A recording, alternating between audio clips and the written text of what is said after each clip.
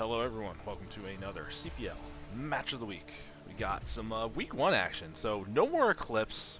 We're tired of that map. We're going back to Week 1. It's back on Polypoid. And it's going to be Group 48, so this is some high-level play, some good names, and there might even be some names in here that got upgraded out of CPL into more of a coaching role because they're so strong. It's going to be exciting, but we'll find out with my co-caster today, Cold Warpgates. How are you doing? I'm doing pretty good. Glad to be back. Sick. Alright, so we're getting into this one. I found us a group with a bunch of Protoss. Like, just for you and me, man. Like, we're at a time we're going to know what we're talking about, except for one match. But that's okay. We're going to have a better idea. You ready to get started on this? I'm ready. Let's do it. Hell yeah, let's go. We're getting right into game 1. Avoiding disaster. We figured out a minor little funny thing earlier, which is all good. Delicious. So in the top right, we got the yellow Protoss. It's Crane. In the bottom left, it's the magenta Terran Mars. All right, and both of these players are pretty recognizable. Didn't Mars just do a show match with somebody whose name I forgot? Maybe. I don't know. Well, I'm not as Okay. I try to keep up on some of this stuff, but it's like you put me on a spot right here. Last show match I ended up watching was Rogues Gallery. There was one with Machine. Was that with Mars? Was that Machine and Mars? Yeah, I think that was Machine and Mars. All right, so There you hey, go. look, I am up on it. I am in the community. We do things. Perfect. Fantastic. Yeah, whenever I see the really old names like Machine and G5, like that's the stuff I want to watch, even though it's like why? Like I should be watching more modern players, but that's not what I'm about. I know Crane is really active in CPL as well. He's a streamer. He's very helpful. He's given me a few tips on how to play Protoss, so it's definitely going to be a good match. Yeah, Crane's just he is that macro monster kind of player. Like he makes Protoss look so good when he just has all these army units everywhere. It's one of those things I watch someone play and be like, there's nothing exceptionally different, but he has like 80 more supply than me. I don't understand what's happening, but he's just one of those kind of guys. Puts the work in. He's constantly grinding. I remember when I first got into CPL, like he was around and he wasn't nearly as strong as he is now. So really, he's stepping up over recent memory.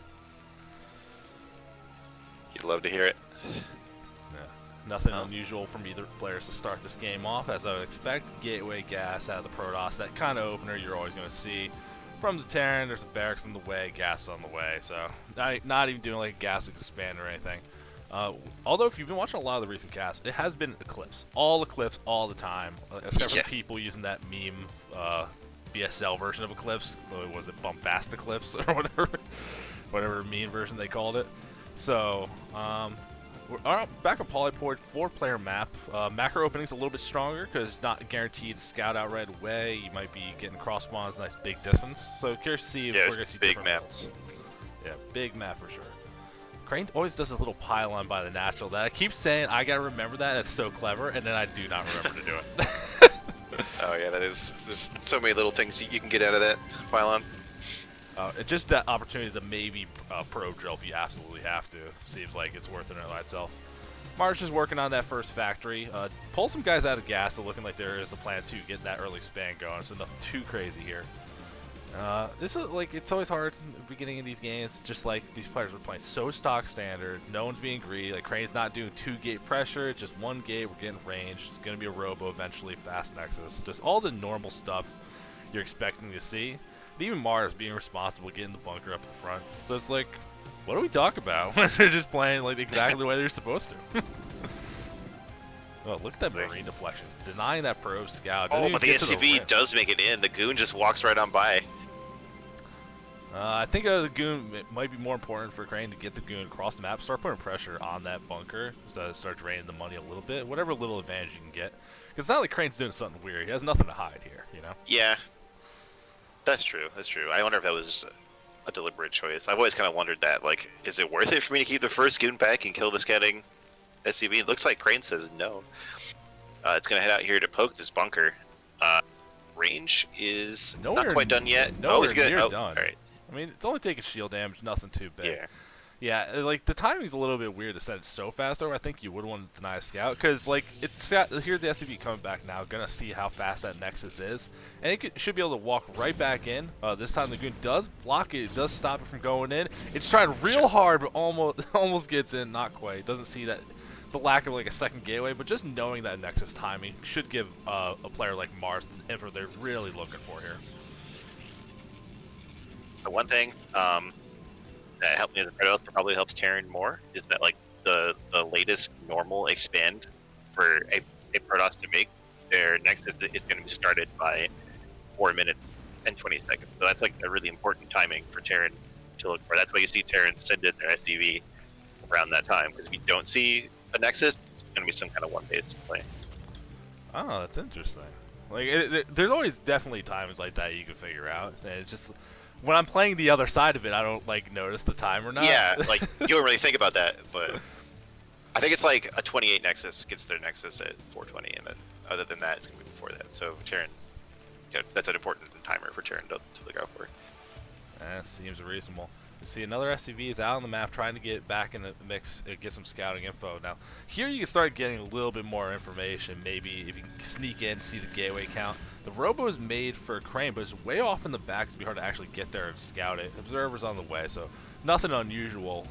And we're seeing these goons trying to poke the front a little bit, but 2 tanks are out, going to deflect them right away. They're not going to be able to get anything done. SCV couldn't get into the main. Too many goons in the way. So, doesn't get the knowledge, but sees that the Nexus is up and running. Nothing unusual from either player, though.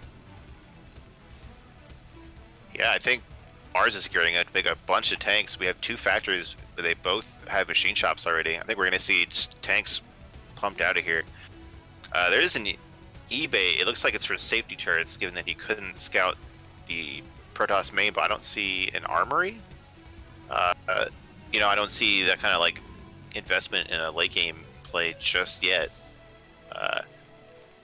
See how Mars decides to take this.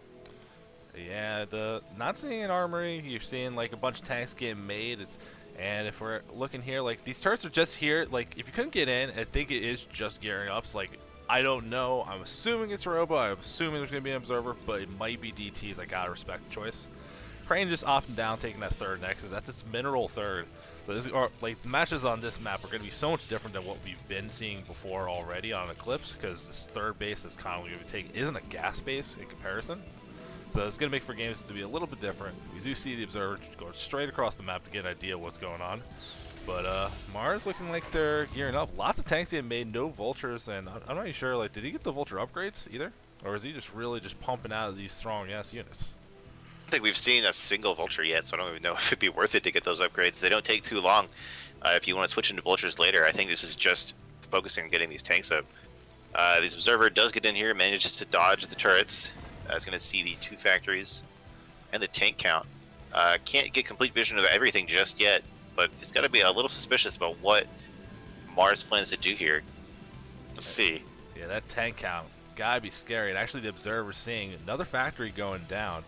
So if you can keep an eye on that, get an idea. Like if you can confirm no armor, or confirm a bunch of factories getting on, that's gonna help out a lot. Another factory over on the left side. Observer trying to get vision, taking some damage, but not like getting out. Second observer near the front as well to see if there's some kind of move out from the Terran. But looks like Mars is gearing up for a timing push, given the fact there's no factories, nothing like this. And if you're building 5 factories now. Yeah, if you're building up this tank count early, we were saying there's not gonna be vultures, but you can add on the vultures later. Crane does have a healthy supply of Dragoons, but I mean, if you look at that army supply, it's not as big for pros as you might like here. And you can see like Crane's trying to add on some more games, now realizing he's gonna have to start really cranking out some units as Mars moves. Yeah, I think this is the right reaction here. You want gateways and you want zealot speed. If you want to get a bit fancy, you can get DTs, especially because we don't see any scans yet, so that could be really effective against this push. But you definitely don't have time to get any arbiters against this kind of fast Terran push. Yeah, there we go. So we're going up to, what is this, 9 gateways? That's definitely a good move. I'm kind of worried that maybe it was just a little bit too late. Like maybe Crane should have read what he saw with the observer just a bit faster, because this Terran army looks really scary. You see Mars now, all the factories vulture production, both upgrades being done at the same time. They're going to finish soon, so has the amount of tanks he's looking for, wants to just resupply with vultures. Looking like the move out's going to be happening soon. Crane, nowhere on the map to exert presence or try to slow us down at all. Always just kind of hunkered at his third, so if Mars moves out, he's going to be able to just walk right across the map. The observers are going to see it, but this is... I don't know if Crane has the army to really deal with this just yet. It's a lot of tanks he has to respect, plus, like, the observers are all way far forward. It's going to be hard to deal with some of these mines. And this is... one of the big deals about this map is these high grounds that are kind of around the center, and combined with like the path that Mars is taking, and Crane's being really back with his goons, he's kind of giving up his chance to take advantage of those high grounds, so that's going to make it even harder to fight this Terran army. Well, Crane's got to play around this little terrain that we're seeing in the middle here. Some vultures keep moving to the left, to the right, trying to get this army out of position. And you see Crane's dragoons force mostly to the left. This gives Mars the opportunity to move up and to the right. A lot of the tanks already sieged in a good position. Turks starting to go down as well. Crane's going to try to loop around this and cut this off, but his mines are going to slow it down. And there's still a lot of units here. It's going to be hard to actually approach this. I'm not really confident how this is going to go with this tank's already sieged. Yeah, I think that zealot speed is just a bit late here. The tanks are getting some really good shots off on these goons, and the slow zealots just aren't able to get in there. Oh, and that speed upgrade's almost done too. Just really unfortunate timing. Here we go. It does finish, but zealots not managing to get good surrounds on these tanks. The ones in the back are getting cleaned up, but there's still plenty of vultures. There's like 6 tanks here camping the natural in the third.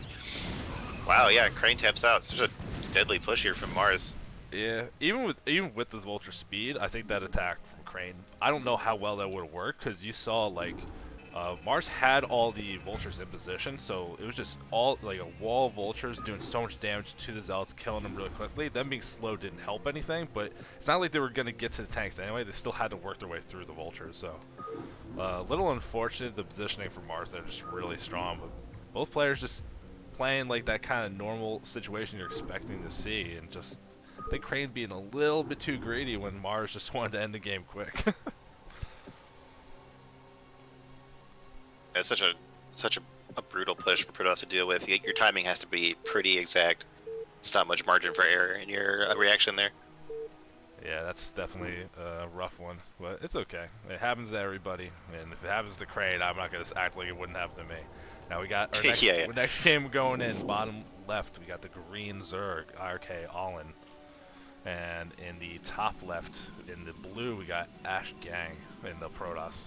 So PvZ, we're getting a lot of these matchups. Like, we got 3 Protoss in this group. I know that. Like, I'm just surprised that we're not already into the PvP, the pool. We'll see. Yeah. And every time someone talks, when they talk preseason games, I get nervous because maybe spoiler town. We don't know. All right, seems like he's only going to spoil this ladder match here, so we shouldn't be too bad. Sounds like they have a good connection too, so it should lead to an exciting game. Always good. Although if you know the connection's bad and you see the Protoss do something like a 2-gate or do something like yeah.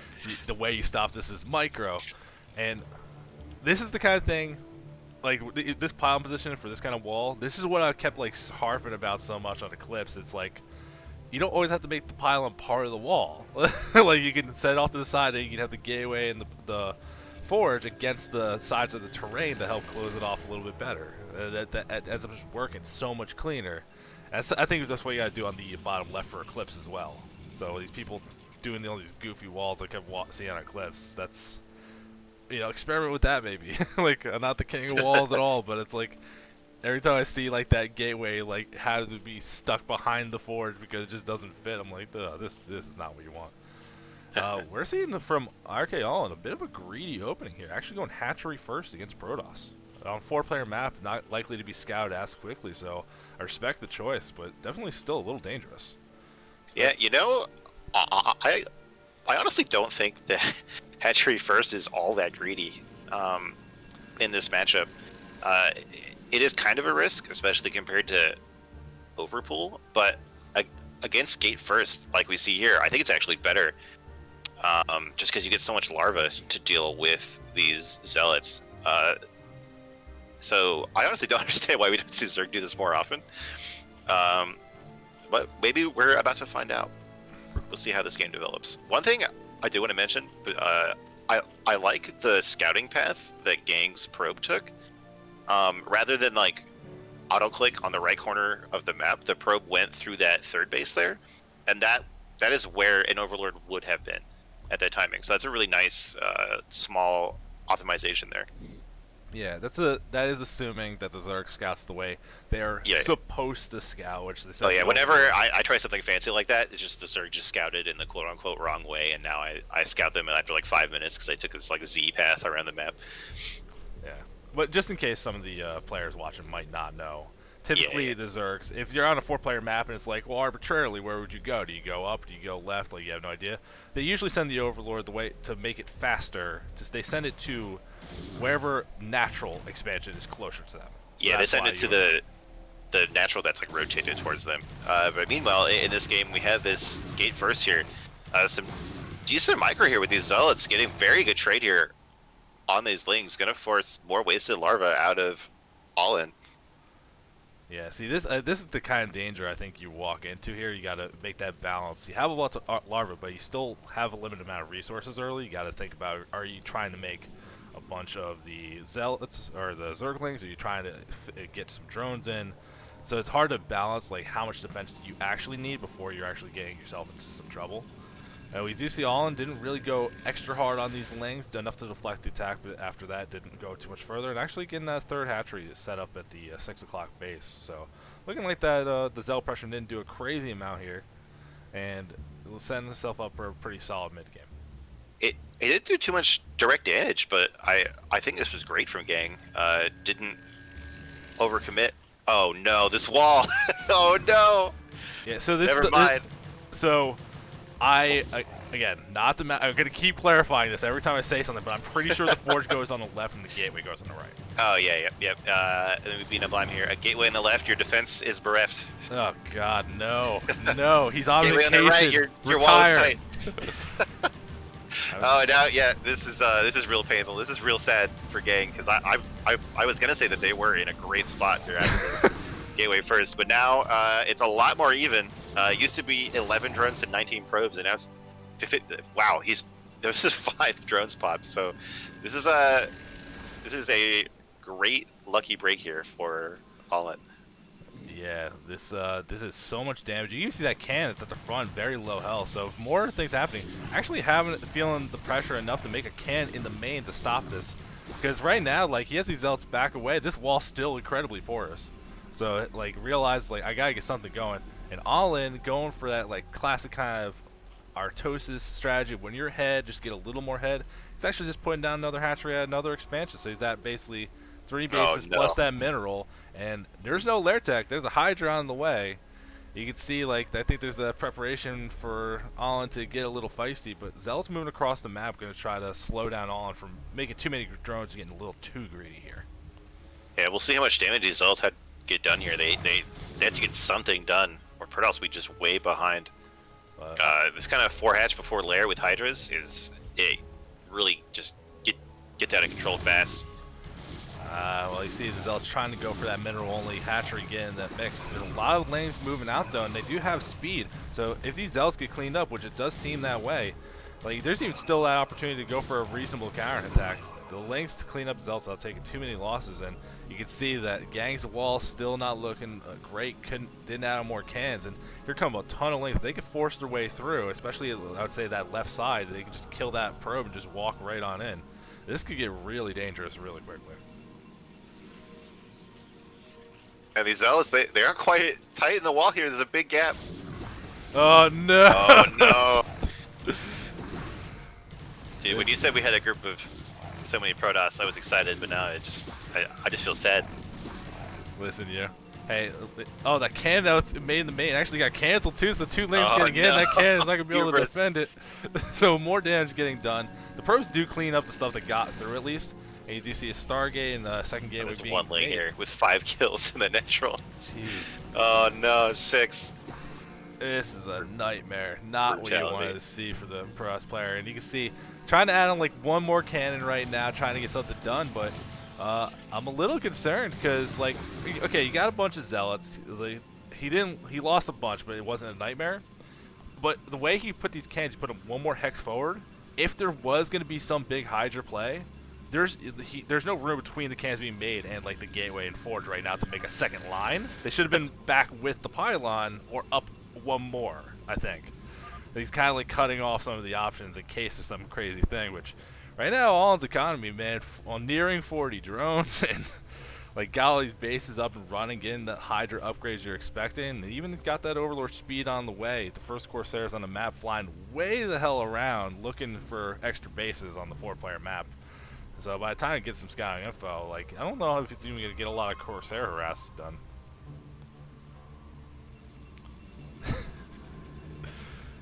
Chat talking about the crispy wall at the front. If you missed the crispy, I like it. Well, no, if you missed the cast yesterday when I was with Cause, that's like the only adjective you knew at the time. Just everything, everything was crispy. Nice. These Corsairs just not finding any chances to do damage. Just so many Hydras, and it's also a cluster tier from All In with his build. It's sometimes normal for Zerg to expand like all over the map, but basically just this corner, and that makes it so much easier for these Hydras to cover this ground and defend these Ovies. It's gonna be real hard for these Corsairs to find any damage. Yeah, I mean, it does get a little bit of scouting info. He has an idea of what he's dealing with. He knows that the mineral he's taking, sees all the bases. Got an idea of the drone saturation too. So it's like you could still, even still, the Zerg's up on workers right now, and the supply is actually in favor of the Zerg too. That's intimidating as you see a decent group of Hydras looking like they're trying to go forward. Now, Gang did get the Temple Archive. Storm is on the way, starting to add on more gateways as well. So I think like there will be an opportunity to get to the fence, but all in, if they can move across the map and pounce now, it's just a bunch of slow zealots because legs are about to finish. That +1 a weapon upgrade not done yet. So this might be the opportunity for all in to go in before storms are online. You know, I understand that the value of a zealot push, but I feel like Gang should have read the situation. And he scouted with those Corsairs, and like you should be able to know that this is not enough zealots, right? Like there are so many Hydras with this kind of play. I think you want to be safe and like rush to Templar as soon as possible. I mean, that might have been an opportunity right there, though. There was only a small group of Hydras off by themselves. They can get a little bit damaged scattered and walk away. Yeah, they're not all super consolidated just yet. Now, with the Lair Tech like completed, Lurker aspect on the way, and you can see like just from all the pressure that the Gang's had to do, he's adding on gateways, getting the storms, getting all these things he needs. That does, like, you can't do everything at once. It's slowing down his ability to actually get the robe and get observers. So he needs to be careful. The robe will finally on the way now, but not completed yet. Observers are gonna be quite a while off.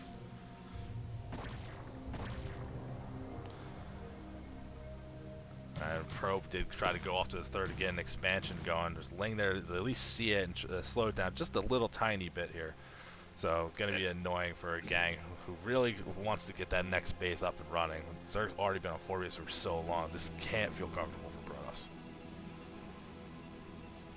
Protoss, you definitely want to get that third up in about a minute to get a normal timing, but it's going to be, that's like really optimistic in this game. Given how hard Zerg is going to be powering here. And we see this drone setup, I think, for a 5th base, and it's really close to the Protoss. Kind of shows you how aggressive Gang, or how aggressive All In is feeling here. Yeah, it seems reasonable, though. I don't think that seems too bad. Gang says, okay, well, there was a little bit of a pause. That's okay. I thought there was like something funny happening. We do see, though, Allen has still above in the unit supply. Now High-Tech's done, Spire halfway on the way as well, so like it's not like Gang's kept making Corsairs. He doesn't really have a whole lot of them. I'm curious, like when he gets to High-Tech, is the play, like if you're getting a Spire like that, is there a chance? Is there a chance for Guardians? I doubt it. Like you never really see it in the matchup, but it's really fun, and like I would love to see it. Yeah, Guardians, they can be pretty cool. I feel like they get kind of destroyed by Storm. Yeah, that's why you don't have anti-air. Yeah. But listen, we'll see here. When you have this much money, you can just throw as many Guardians as you want on it, right? I mean, we'll see. The Spire nearing completion. We'll see what the move's going to be. Defiler Mound nearing completion as well, and you can see this army starting to add on those Dragoons. So there's going to be that opportunity to get something done. Gang feeling strong to move out into the middle of the map, but plenty of Hydra and Lurker waiting here. Nice Storm. Ooh, 2 nice Storms. Getting flanked by these Lurkers, I think there's just not enough Up Protoss here, there's way too many zealots compared to goons to fight this many lurkers. Yeah, and it's like he has to retreat back to that high ground. All in not pushing in too far, like not overextending too much into this situation. Like realizing it doesn't have observers, there's lurkers here. Trying to just get settled in and try to defend this, but this extra hatchery over at this 5th base settled up. Of course, they're trying to kill some stuff. There's a lot of hiders here. Gotta be careful. And gang trying to poke forward again, but there's still lurkers. Gonna do that nice soft contain. The storm only really hitting one lurker, not getting a whole lot done here.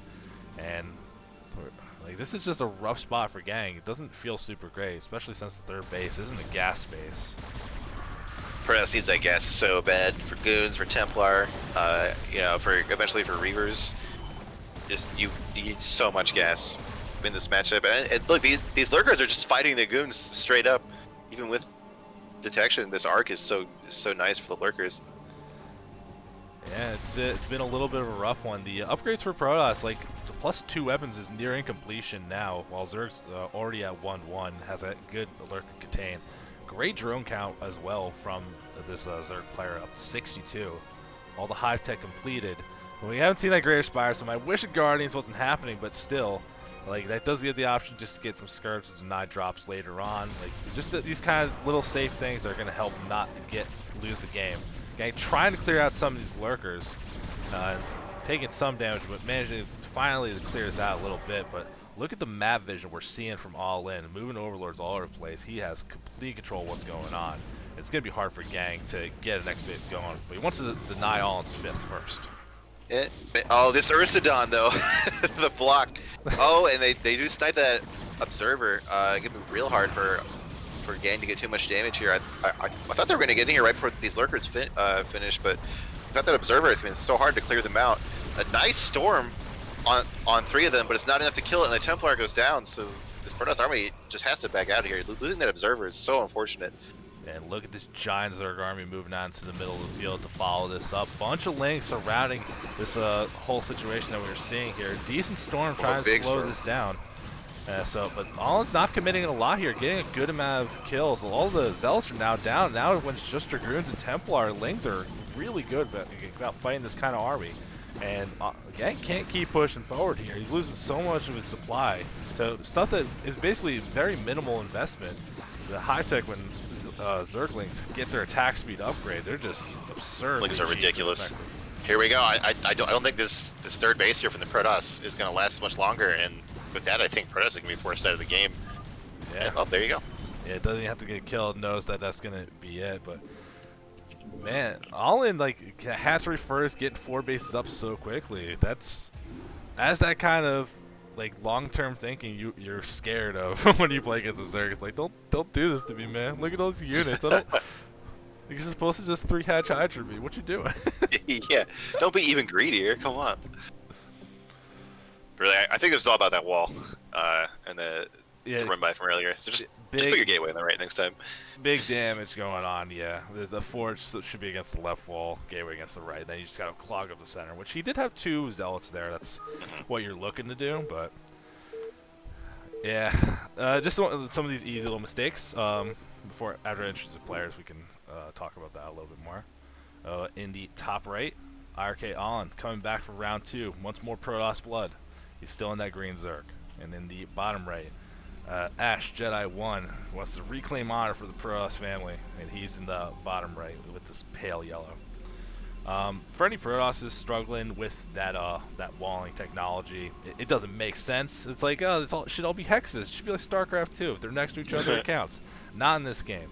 Broodwall.com has a bunch of maps, has some example walls. That's where you can look it up. If you're just like, I'm completely guessing and I have no idea, that's where you can find it.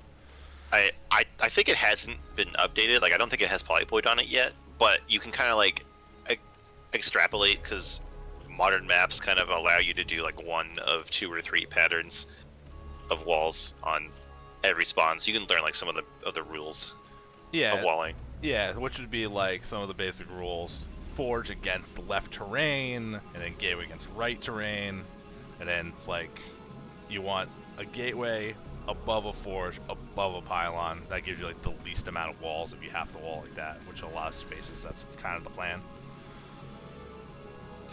And we're gonna see Ash Jedi 1, a different Protoss player, same kind of thing, puts the gateway on the correct side though, so it won't be running into the exact same problem. And unfortunately for All In, that scouting over at the very beginning, not going the right direction. And neither is that probe, which again doing that same thing we saw last game, kind of just moving to that middle of the map, knowing because you can see if you look at the top how far that Overlord got, so that's why you only went to that middle, and then it's just cutting it back because you would be scouting that way if you were in the bottom left. And you just cut it right across, trying to find Zerg as fast as possible to know if you can put some pressure on, and mainly see, like, is it hatchery first, what's the pool timing, try to get as much info as you can. I'm going to steal that trick now. I've seen it twice. It must be good, so I'm going to do it from now on.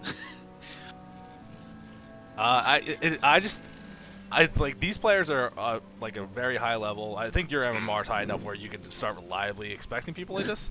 Every time I try it, nah, that's not what they're doing. There's no chance. Yeah.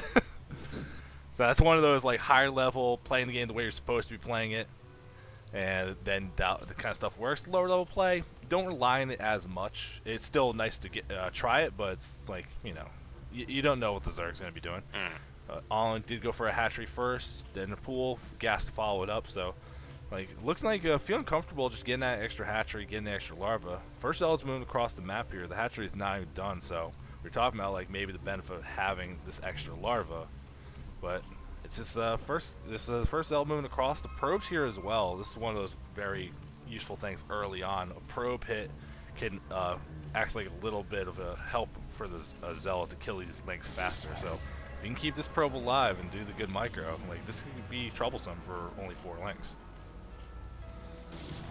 Definitely. Let's see. Oh, well, the probe goes down immediately. There we go. There is a nice little nook here for the Zealot to sit, where it's hard for links to get good surround, and the drones kind of like bugging themselves through their minerals, kind of really changing this up here.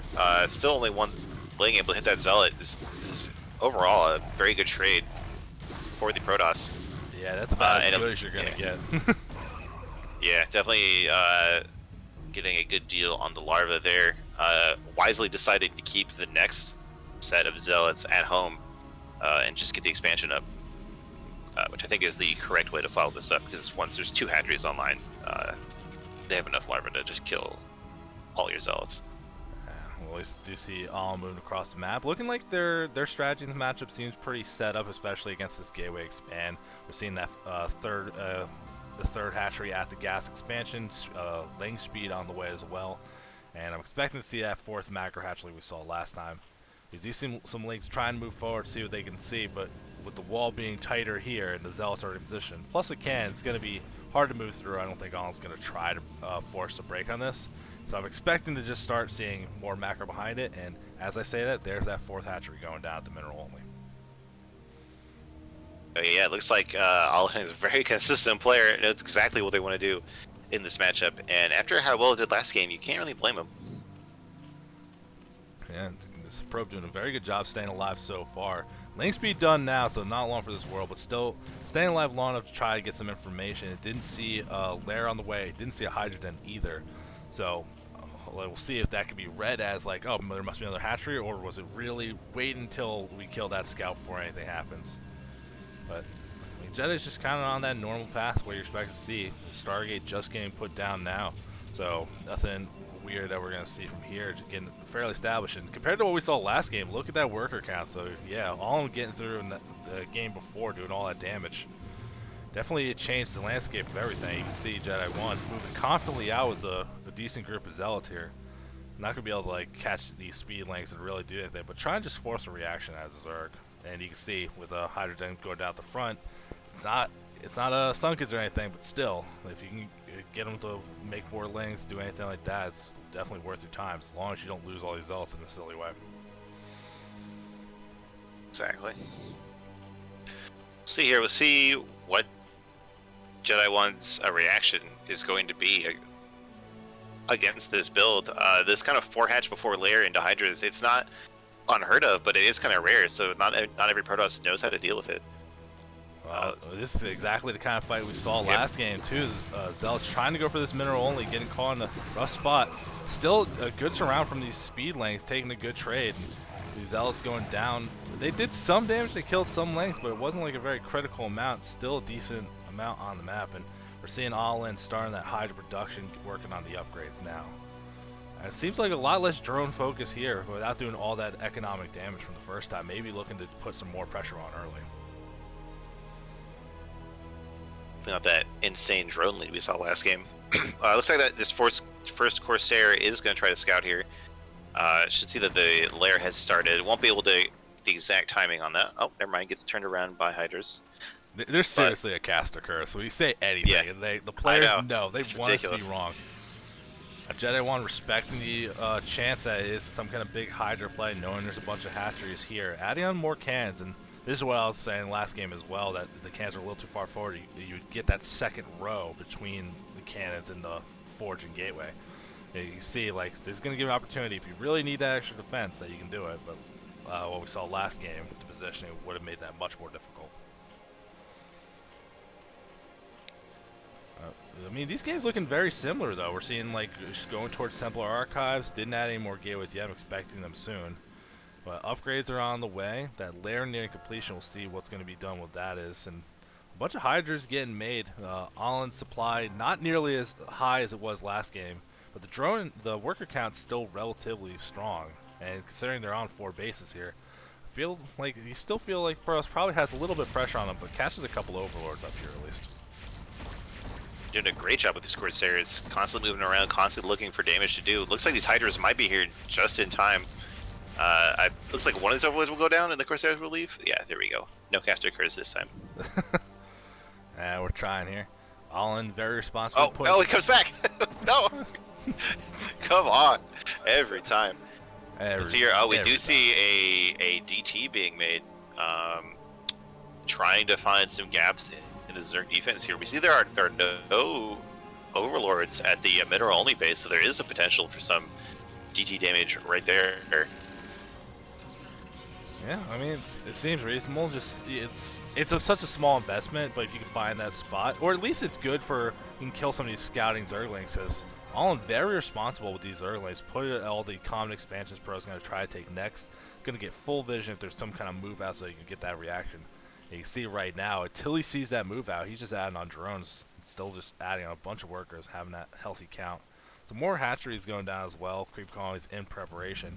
And that lurker tech's on the way, so I think the All In's situation looking like it's going to be very similar to what we saw last game. And DT moving to that gas third, and gonna kill that leg. We'll see if All In notices that got killed off, since there wasn't an alarm for it dying in one hit.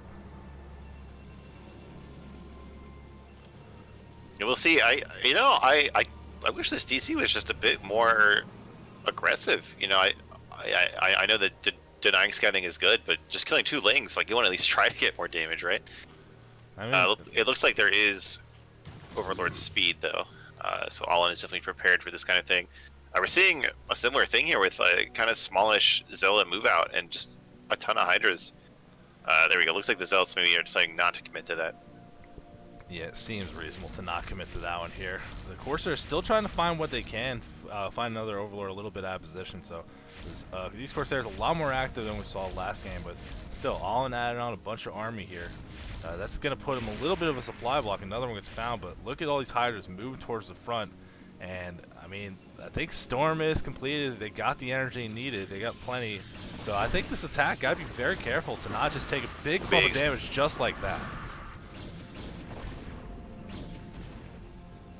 I think Jedi 1 is just locked into their base right now. I don't think there's any way for Zerg to bust that. We have 5 cannons and 5 Templar. Definitely there's no way Hydras are going to break that down anytime soon. Yeah, the one thing we're seeing compared to what we saw before, though, the Jedi 1 a lot slower in getting the Robo. Lurker Tech already completed. Some Lurkers being morphed right now, but the Robo's not even started yet, so way away from observers. So it might be being a little bit greedy here, doing a good job locking into this 2 base, but if he tries to poke out like he is right now, and it gets caught off by some Lurkers, like that, it's going to just go tragically for the Protoss army. Definitely, I've lost plenty of games to that kind of problem. I think we all have. Oh, here we go. The lurkers are spotted. No whole lurker shenanigans or anything like that, but a bunch of free shots off on this army. The Zealots and Templar getting caught out here. So a decent storm here, and the Templar do make it away. So that could have gone way worse here for Jedi. Yeah, I do think it's fortunate, like, when he walked into that army, the lurkers weren't burrowed yet, so he saw, like, oh, crap, I don't have detection. I need to get that detection. An observer being in production now, so was ahead of it a little bit while the army was happening. The observatory, robo, all that stuff did get made. So we just haven't had the observers on the field yet, but they're on the way. So is Dragoon range, we're seeing from Allen, same kind of play we saw last time. Hive on the way as well as Aspire, going to be able to get some Scourge to deflect drops, maybe get some extra damage, kill off these observers. And Allen expanded towards that top left, getting another base online. While Jedi One's trying to get their own third down at the bottom. So I don't know, like, where do you like want to take the third on this map? Do you want to take it at the 6, or are you more comfortable just settling for the mineral? Do you want to go for the 3? Like, what would you be doing on this map? I think if you can get the gas, you should take it. That gas is so valuable. The high ground can be a really strong position, but I think against this like heavy ground pounder army of Zerg, I would feel pretty scared about getting such an open base, even if it is on the high ground. Well, we'll see how this turns out. Looks like the Zerg is getting ready to fight the Protoss here. I don't think that Jedi 1 is really aware of this or set up properly. We have a decent storm on these Hydras. Avoids getting surrounded too badly here. Yeah, Zerg does control the high ground, though. Storms are going to help deflect us from being pushed in much further. And, like, seeing the spot that the Protoss is in right now, this makes a lot more sense why expanding towards the 6 the way it is. Like, having an army here protects the 6 and the natural at the same time.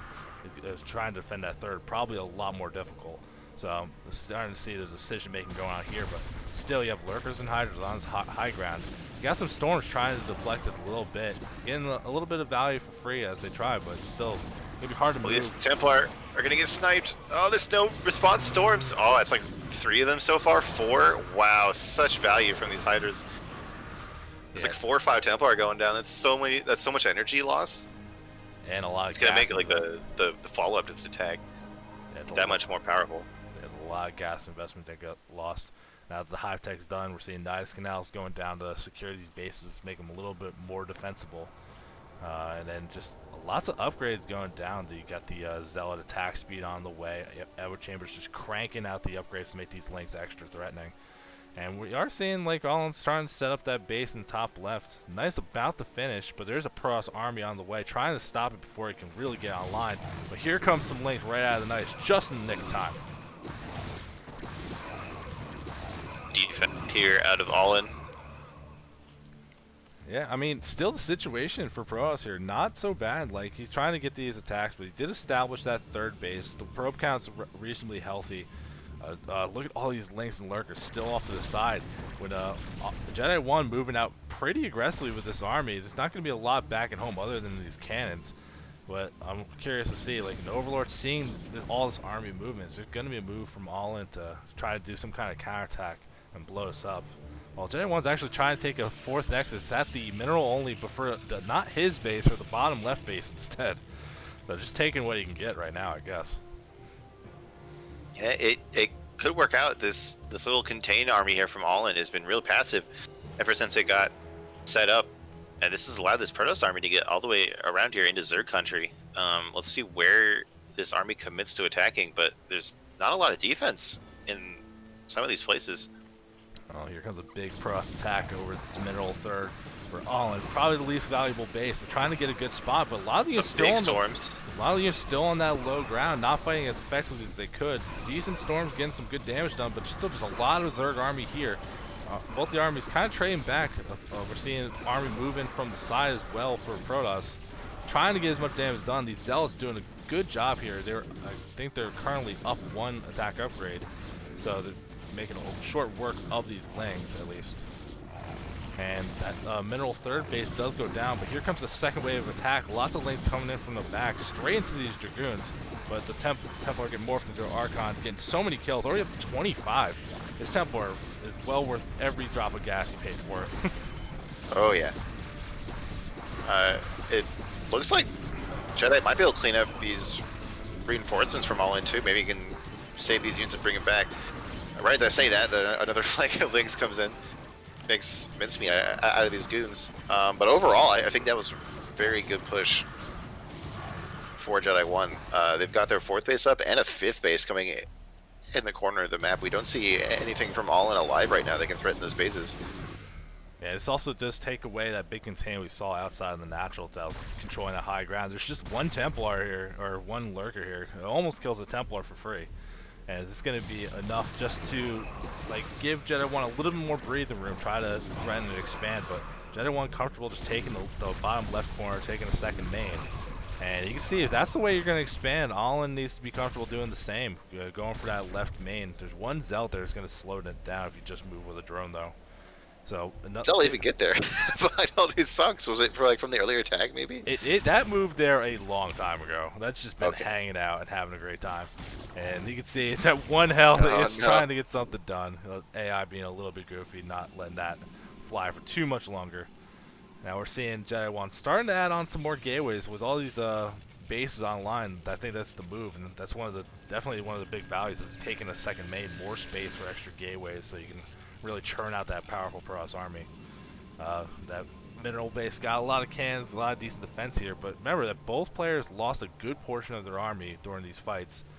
But there's still a lot of research that ended up happening for both players. We see the upgrades for the Zerg looking pretty intimidating, +2/+2. I think the Zerglings also have 2 attacks, so just 2s for everybody all the way around. A couple links getting into that lower left main before there's anything there to really defend it. And let's see the power of these high-tech links with upgrades. 3 links. Are they going to be able to kill a Nexus in time? This is ridiculous. It's very possible.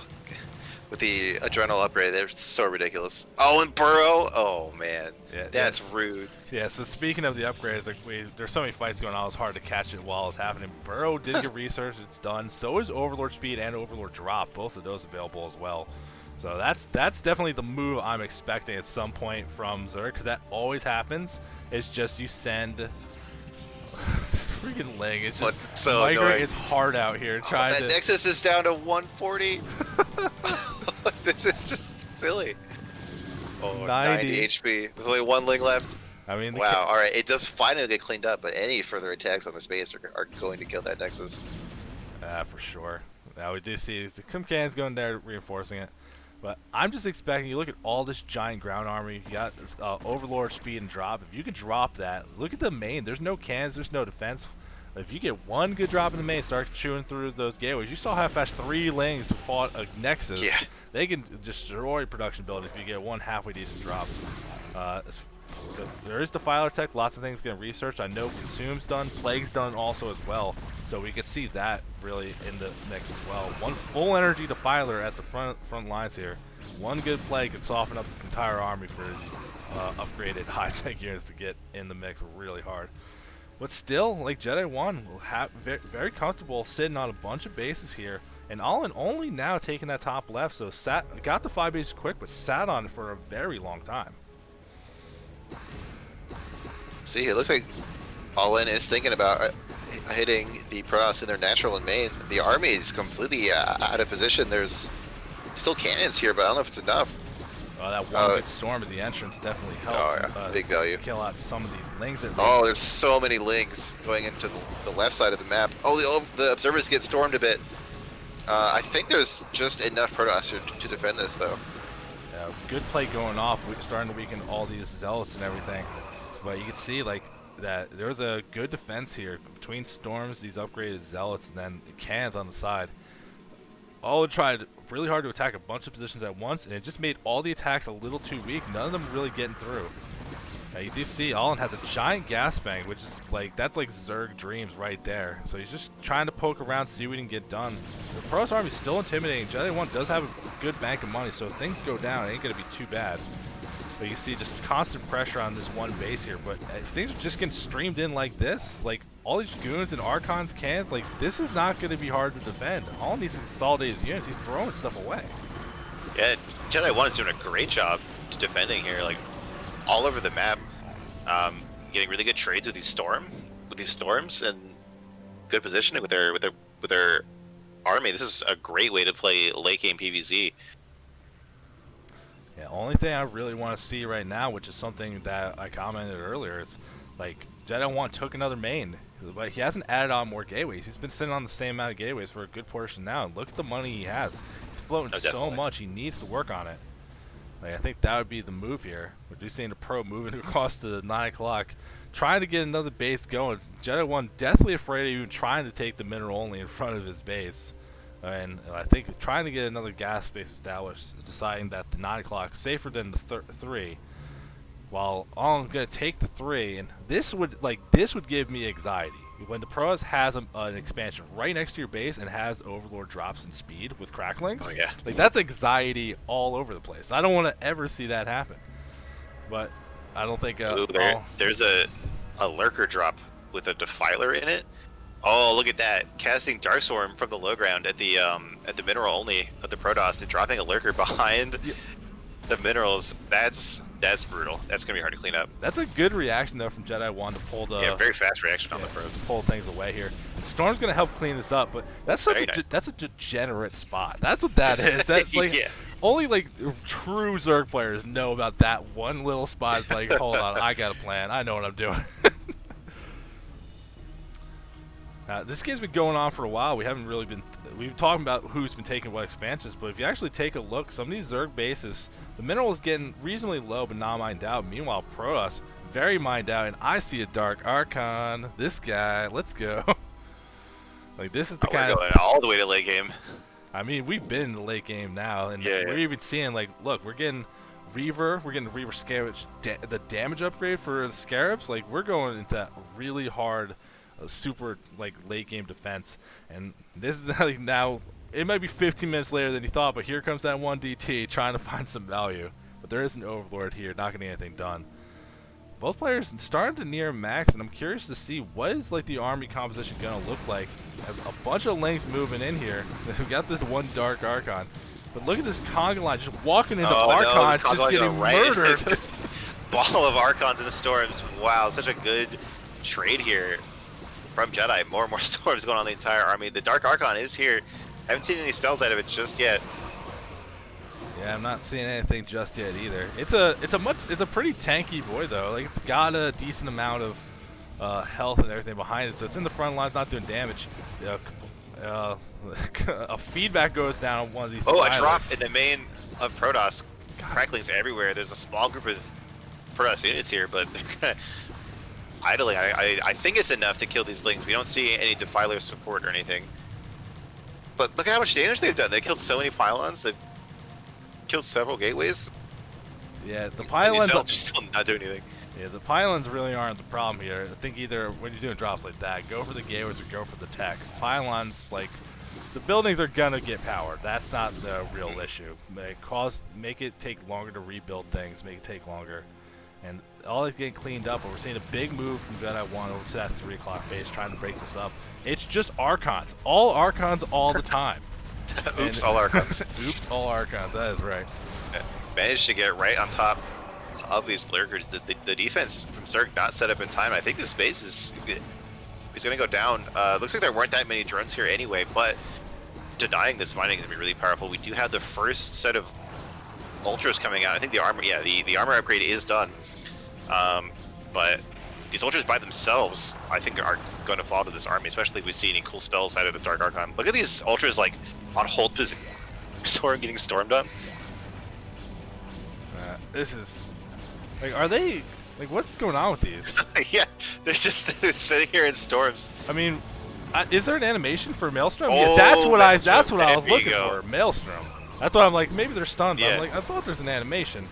Or seeing Alan take this opportunity. Some ultras going over on the left side, going into these so many ultras.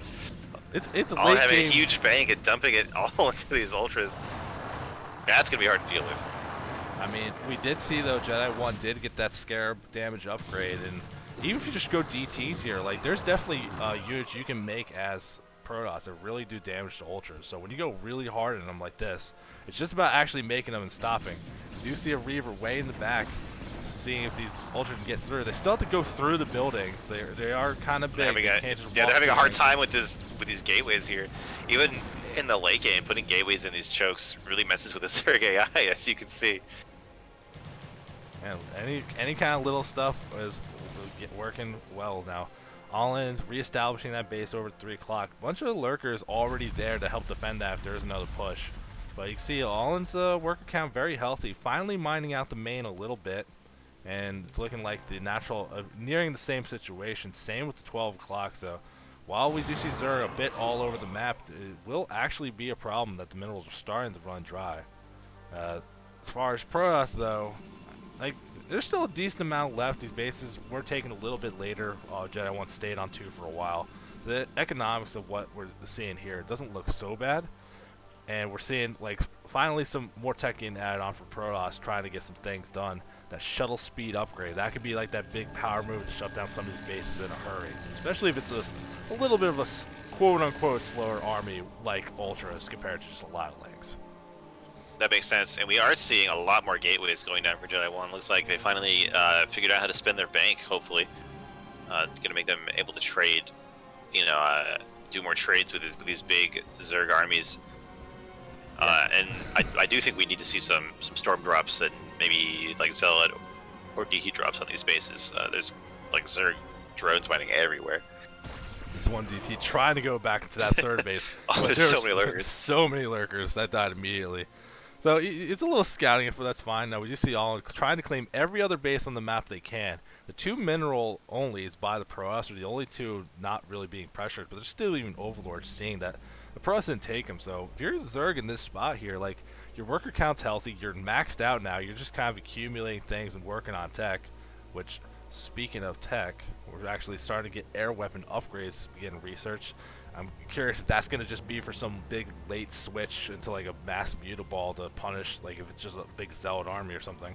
Well, maybe I think we're about to see a lurker drop in the bottom left corner of the map. Ooh, a big plague on the cannons and a darkstorm. That's rude. Why can you plague buildings? Like I don't like that. Like why? It doesn't make any sense. I think if I remember the StarCraft manual, it says that it's like they cause diseases and they're like acidic or something. Meanwhile, these lurkers are absolutely clearing out this mineral line of the base as it gets attacked. Brutality. We're down to 41 probes. I think we were like 60 earlier. So much damage. It's a good thing there's 4 Reavers here. So they are able to kill this army from Zerg, but not before all the cannons and all the probes are dead. Oh, and the lurker goes to that mineral line in the bottom left, does get killed by the cannons after getting a few more kills. And we do see, though, Jedi 1 still has a pretty tremendous bank, so losing the workers here actually doesn't seem that bad. Like, you can remake the probes, or if you just want more army supply to take some of these fights. We're seeing a second Dark Archon, more Maelstroms, more feedbacks on the way. Lots of lurkers here, but there are some observers, plenty of Reavers here, so this defense over at the bottom left seems okay, but look at all these Lings and lurkers over on that right side. Allen's got another giant force, and he can kind of go where he wants. I'm surprised we haven't seen another drop in the main. We just see like kind of like these Archons being made or patrolled around, but there's no real defense here. If you can shut down a bunch of this production when Jedi 1 has a bank of like 7k, that seems like the best place to try and attack something here. But we do have a big confrontation in the middle of the map. Plague goes down on some Archons, but who cares really? Some nice storms on these units. Lurkers do get caught out. Looks like this exchange will maybe go for... Nope, never mind. Alright, Zerg cleans it up entirely. Some Reavers do show up to do some damage. Alright, never mind. The Protoss wins. I doubted myself and got it wrong. Sick. You chose to take a stance, and that's just not the move, man. Like, yeah, just gotta be as vague as possible. Be like, oh, units are fighting. Yeah, units are fighting. Let's see how it goes. Ooh, feedback. We saw a feedback on the Defiler, but it's probably the only Defiler ever to not be at max energy, and it did not kill it. Wow. Yeah, definitely a little unfortunate there. I think Maelstrom's really kind of the move you want to be going for here. Although with this bank, you know, consider drop and get a drone. Come on, let's really make this game one for the ages here. Trying to say like a fastest map or something. So it seems like after some struggling, Jedi has kind of weathered this defense. It got a pretty big army up here, kind of hitting all the tech nodes that you want to see. Looks like we're going to see another big battle here. This is so much Zerg. Yeah, good fight from both sides. They're going to be able to go around. Maelstrom goes down, doesn't get a whole lot of units here. Gets another one of these ultras. So another one. So many Maelstroms. You can see the follow-up storms here. Oh, that's fantastic. What are these ultras cleaning up their doing? right flank, but there's still ultras on the left. Like, we just see these ultras on like the left side just kind of chilling so often. I've seen them just like not be in the mix for multiple fights now. I'm curious if is that some kind of AI thing or just that was the rally point, then they didn't want to fight anymore. But we do see Jedi 1 finally having to retreat from that position, losing a good amount of the army here. Looking at that supply with all that bank, but just can't produce the supply behind it. I'm a little bit surprised. Has all these gateways, but just not making units out of them. A little unfortunate, maybe getting wrapped up in trying to hold the defense and things. Getting pulled apart here kind of mentally. I mean, I know it's real hard to stay on top of everything in this kind of situation. You know, desperately trying to get up another base so you don't starve out here, but you just have to spend that money, make more units. Ooh, sniping that defiler here at the trying to do another bust on the bottom left. Plate goes down a bunch of these cans though. Ultra's going to go into follow it, so you're going to be able to get some good damage done. These Reavers that have been sitting in the back line, being that hard defense, have been doing so much work. That Scarab damage upgrade really putting in the extra efficiency fighting these Ultras, slowing things down. But there's another attack going down in the bottom left. All in trying to fight through. Again, it's just a lot of Archons here versus generic with like upgraded Zerg. And when you got like this kind of core ground army, but just not a lot of it like this, when you're trying to fight Ultras and Lurkers and all these things, it just seems very difficult. You can see another fight going the way of All-In, and you can just see the supply gap, like both players losing supply, but the Zerg slowly gaining a lead. Yeah, I think Jedi's just having such a hard time rebuilding their army after these fights, and they're just getting whittled down. Even after getting 6 storms and 6 maelstroms, just eventually this Zerg engine is going to overwhelm you if you can't keep up on your macro. Yeah, this is just ridiculous how, because even like you have all these hatcheries, all these larvae, you don't even need a lot of money just to slam down a bunch of 3/3 links with hive tech. Like, you don't need to go crazy. We're still seeing like, not going for any more drops, nothing crazy. Shuttle finally moving up to that left side, 2 Reavers in and no storms or anything.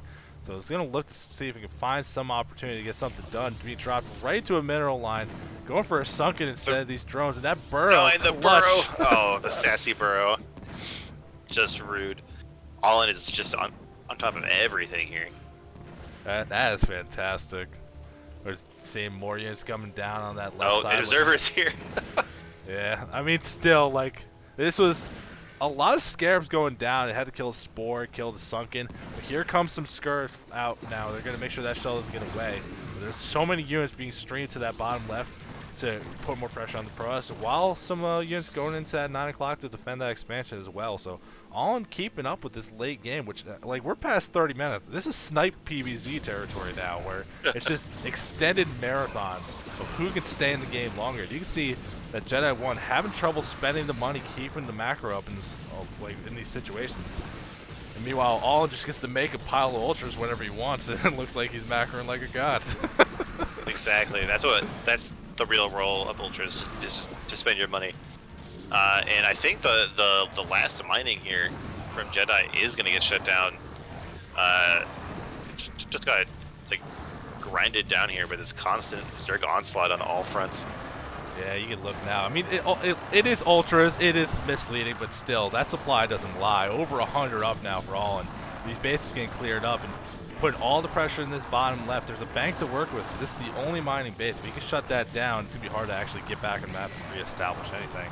I'm still surprised there's no attempts to drop the main, kill any more production, but All-In's decided where the weakness is, where he needs to go to clean this game up, and he's doing a good job. Actually getting some of the production buildings here, so I think this is going to get do what he needs to get done without too much issue. It's really just a couple cans and like a Reaver here to defend this. And Jedi trying to micro a Reaver and Shuttle, getting really good value out of it, but I just think it's not enough. Yeah, I mean, this is he is definitely trying his hardest to defend this. I'm a little surprised to see that we're still in the game, because like if you're playing like this right now, like this is one of those games like I might defend this base, but I don't know if I can actually win this game. Yeah, You can see slowly just losing buildings here. More Zerkin streaming in. It's like it's ultra leg against buildings. Like this is just a nightmare for the Protoss, and just can't get the money spent, can't get that army working. It's a little unfortunate. Look at this. This is ridiculous. Reaver's trying so hard. This is like, it's just for pride. You know, trying to get as much damage done with the Reaver as you can. There you go. GG. Yeah, GG3. Yeah, GG's the word for that one. That was an exciting game. What a game. All in, man. He's got that Zerg macro going. I don't want to see him get into a late game ever. He does not lose composure. Knows exactly what he wants to do. Exactly. So, you know, when you said it was a group with all these Protoss, I was excited, but I think you've seen Protoss lose every time, so are you just torturing me? I don't look at the results, man. Is this just punishment for something I've done? No, it's just Protoss, man. Like, this is just this is evidence that we are part of the struggle. That's all it is. Yeah, you know, I think Protoss is just a weak race, right? We just need buffs. Well, we got more games to see. We'll see if that's true. In the top right, we got a new contender finally going in, Ash Gang, in that black Protoss, which, yeah, it's going to be black. Can't do red versus blue. Right. And then in the bottom left, so cross spawns, we got Mars in that red Terran. And when we saw that game against Crane, those cross spawns, he went 5 factory. It just kind of ended it real clean. We'll see if it happens again. You know, I think the black color is not as bad on this tile set. It's really hard to see on Eclipse with all that like asphalt, but in this kind of jungle terrain, I think it'll be visible. Yeah, definitely gonna be a little bit easier here, but finally we get to stop worrying about walls, stop worrying about Zerg and their units, and how you just plop out 8,000 ultras whenever you want. Like, and I think it's going to be okay, different kind of game. But still, cross spawns, and we haven't seen Gang play, but Mars looks super solid, and we know like Mars is definitely a strong player, so curious to see how this game's going to go if Gang can keep up in this one. I would definitely be intimidated playing, well, any of the players in this group I'd be intimidated playing with, but it's like, if it's a name you know, like it doesn't, I don't want to play that kind of game. Nothing unusual yet from either player. Gateways being made in the main. There's a barracks going on. Expecting gases from both players. We got that whole little wind up into the game. So we can take this little time. We're going to advertise a little tiny bit. If you're watching this, you're interested in CPL. On January 9th, there's a team reveal stream. Learn what team you're on. Learn what the map pool is. We're going to be talking about all that stuff. It's going to be great. It's going to be me. It's going to be Snipe. It's going to be Stromkarl. It's going to be IRK Age. It's going to be a great time. You can see that on this channel right here. And then I realized that I picked another high-level group, so I'm doing another cast at some point this week for the low tier. I kind of skipped it. People gave me recommendations I wasn't thinking, so we're doing a low tier stream. I'm going to be doing that at some point. You'll see details about that on the Discord. All right, always good to see more CPL casts. We have so many replays. I think last season we tried to cast every game. I don't think we can. Dude, no. I would be very impressed and proud of us if we could cast every game this season. It's gonna be nuts. Well, when we get to the regular season, it's gonna tone down a little bit. But for preseason, it's 48 groups a week, and each group on average takes 2.5 to 3 hours. Well, no. I mean, is it even gonna tone down? Like, we're gonna have like 6 or 8 teams or something, and like. That, you know, there's gonna be like 8 people in each tier per team playing every week. And they're all like best of 3s. If it's like last season, like it's gonna be a ton of StarCraft. Yeah, but realize like right now it's 10 games per group, 48 groups. It will be less. It's gonna still be a lot of games. It's gonna be a good amount of time. But it's gonna be a great time as well. Casting is gonna be super exciting, and. I mean, we're talking about other things, but the game's going exactly where you're thinking. There's a gateway. Range is on the way. We're expecting a Nexus. There's the probe to make it. And then over the Yeah. product base, here's a factory, bunker at the front, expecting expansion soon. Guys pulled off the gas to get the minerals fat. Like, it's just that kind of normal thing. Which is why, like, if you're a low-level player and you're watching these games, really watch these games. Because, like, these guys are doing that normal stuff that you should be doing. Like, these kind of basic builds that your coaches are going to tell you to learn so you can improve. Like, no one's doing wild stuff. I mean, there's wild players, but we're not casting them.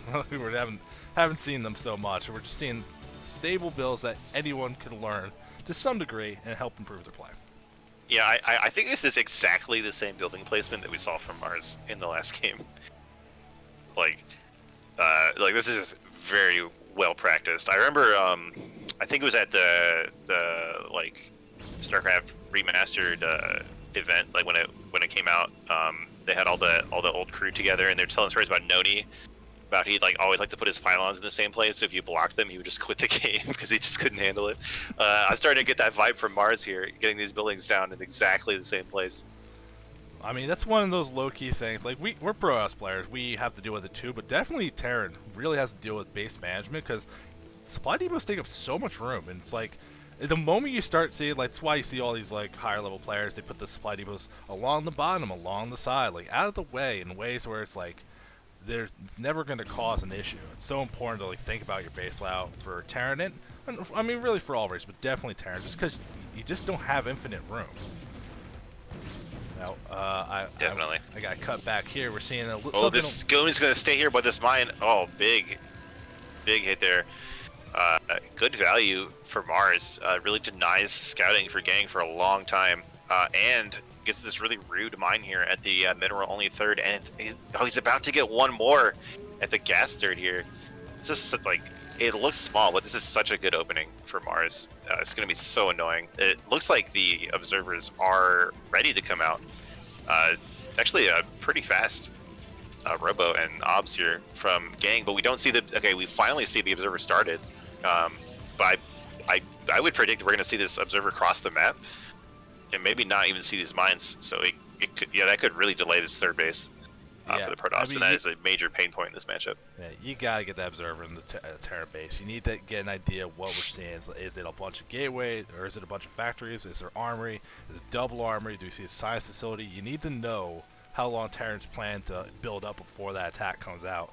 But I think Gang does have other plans. We are seeing the observer on the way. Gateway is being added, but that Templar Archives is already done without any Stargate or anything to follow up with. So we're not seeing arbiters here, and with the 2 gateways made, there's some DTs. That's the kind of open I'm talking about.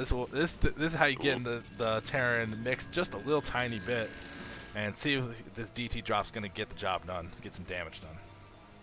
All right, this is going to be spicy. I have been wanting to try this kind of build, but I'm always bad and scared of how it'll work. It looks like we have a small number of turrets, not really covering everything. I'm not really sure what are these for Reaver drops. I would guess. There is some potential for these DTs to get in here, snipe the turrets, and get a ton of damage.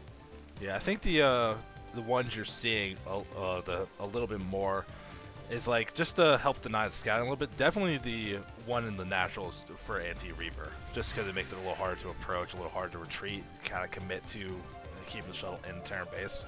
But yeah, this coverage isn't amazing. There isn't like a turret at the front, so a DT could walk in theory, or they're just like in the main. Like the detection doesn't go back to the mineral line. It's just a little bit off to the side. So I think it's more just to kind of cut off zones where stuff could go, or where the observers could actually be to see anything. There are 4 DTs in this shuttle. They are gonna they're gonna cause some havoc in this Terran base if we don't see a lot more turrets go down. We have the academy, but no scanner started yet. This is looking pretty scary. I think we're about to see a lot of Cape Boys in this base here. There's a comsat going down now, which, I mean, that's not so good, because you can just scan, they go right back in the shuttle. You need turrets to make sure that shuttle can't hang around and help protect them. But this Terran army building up pretty reasonably, although there's a reasonably low factory count. That third, oh god, here we go. Well, Mars just does see the drop coming, pulls those units back immediately, but there's just not that much here. There's been one factory for most of the game, not that many units here. Oh, the scan is able to go off, and the shuttle has flown out, so we can't do the cheeky pickup here. Yeah, I feel like this shuttle really should have stayed around. Oh, the second scan, I think the D2s are going to get cleaned up. Such a nice defense here from Mars. So I don't want to say worried because I was really excited to see these D2s do a lot of damage, but Mars held it off so cleanly. I mean, really, it was a good defense from Mars, having the scans get at it, but I think that was just a little bit more Gang not hard committing to like making that work. Yeah. Just dropping them off, maybe they do damage, but if he kept the shuttle around, was a little more mindful, or maybe even just did like 2 and then 2 more after when the scans get used. Like, I think there could have been options to make that do a lot more damage, but I think Gang didn't want to invest the extra actions and keep the build going back and home. Which that third Nexus going down at the natural. Still haven't even seen that mine over the 3 o'clock gas third. And we're seeing like also Arbiter Tribunal on the way, some gateways being added. So we're going to Gang get to a normal spot, but committed pretty heavily on that DT. And you can see this hurt his Dragoon count. The army supply for Gang actually isn't that great. He can't really afford to be too aggressive here because there's a lot of siege tanks already in position. All that tech definitely slowing down the Protoss, like the rest of their build, and we have the very solid number of 4 factories out here, so there are a lot of Terran units. I don't think Gang has the ability to fight this third, which we've seen because now he's backed off. It's time for me to say that. Looks like Protoss is setting him to take a 4th here.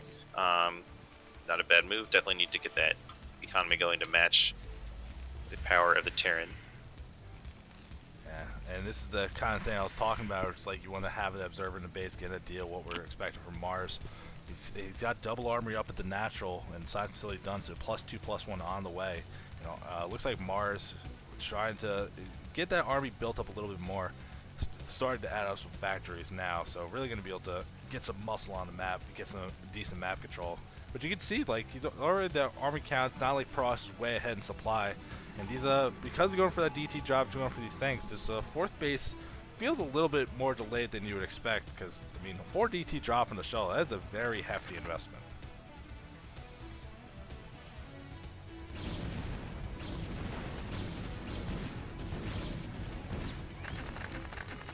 Minor confrontation here with these vultures and goons. Not too much damage. Looks like that 4th base has been walled off. Vultures won't be able to get too much nonsense in here. Or are they just going to scoot right past the... Yep, alright, they're going to scoot right all the way around to get into that 4th base. Shouldn't be able to kill the Nexus or anything, but kill that probe. Set up some mines, be really annoying. Yeah, I mean, the scan went down there, so that base was known to begin with. But it is keeping the Protoss back a little bit, trying to see what we can get. Now, like, if you went for that third, there's only the 1 can there, it wasn't fully piled and walled off yet. But still, Vulture's just trying to stay on the map, keep a little presence for Mars while he builds up that army back at home. And which now you're seeing the factory count really starting to get added on more machine shops as well. But I want to see Mars try to get out, get that next base online, because, I mean, it's 3 bases. Like, this is definitely the kind of build you can go for a big, strong push on. But I think Mars wants to establish another gas location and really be set up for the late game. Definitely. Let's see what we got here. I think it's only 1 armory. Nope, there's 2 armories. Upgrades coming in strong for the Terran. Gang has like 5 probes that are just huddling around the forge in his natural. Oh no. That's gonna feel pretty bad. Yeah, I think that might be like one of those rally points for the Nexus, and then you just get so busy you kind of forget about this. It's a little unfortunate, but not the end of the world. I mean, that worker count for Gang's still pretty active, and it's not like 40 of them are just sitting there. It's only a couple.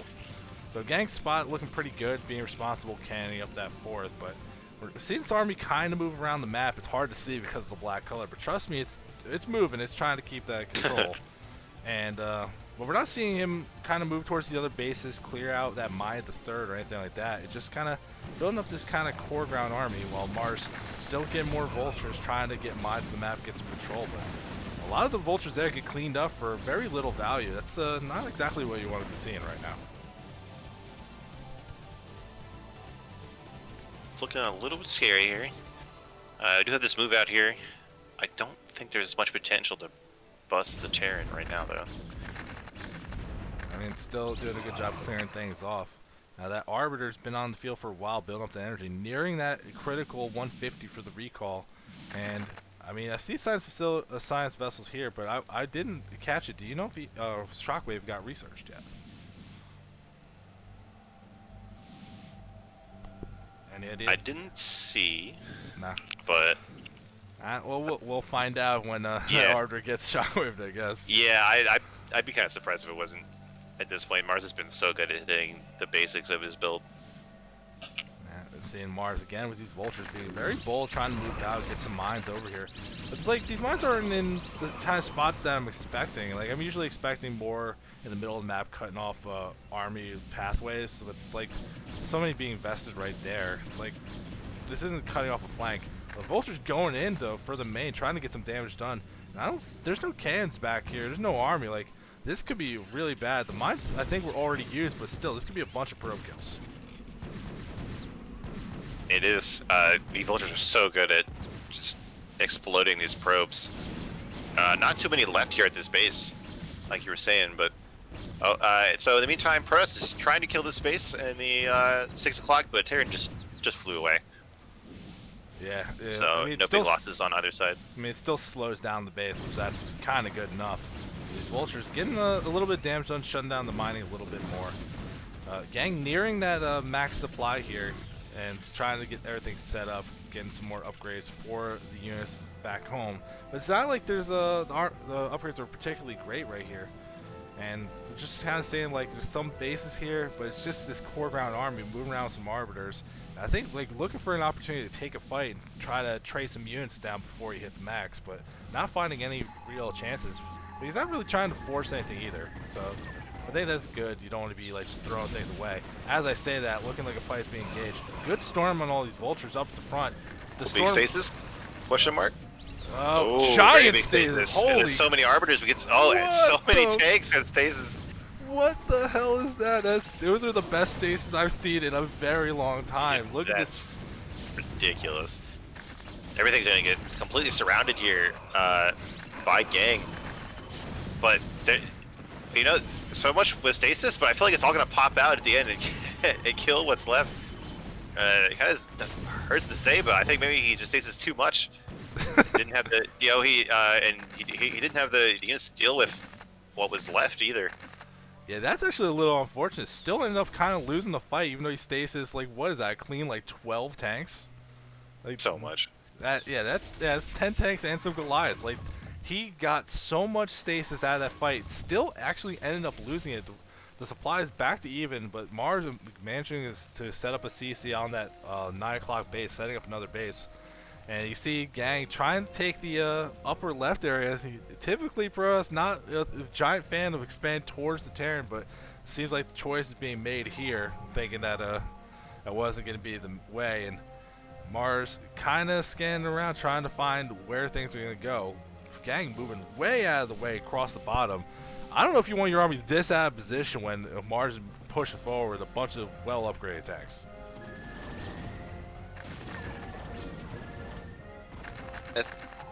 You don't want to give up too much ground at the Terran. It's so hard to dislodge them once they've camped outside your base. Looks like there's a stasis on the vessel. Not bad, but you do want to see it on some units too. Looks like Gang is just going to go for the trade here. Not going to try to defend that base. Looks like he does manage to draw back a big chunk of the Terran army. See what damage he can get done in the meantime. Forces the lift here.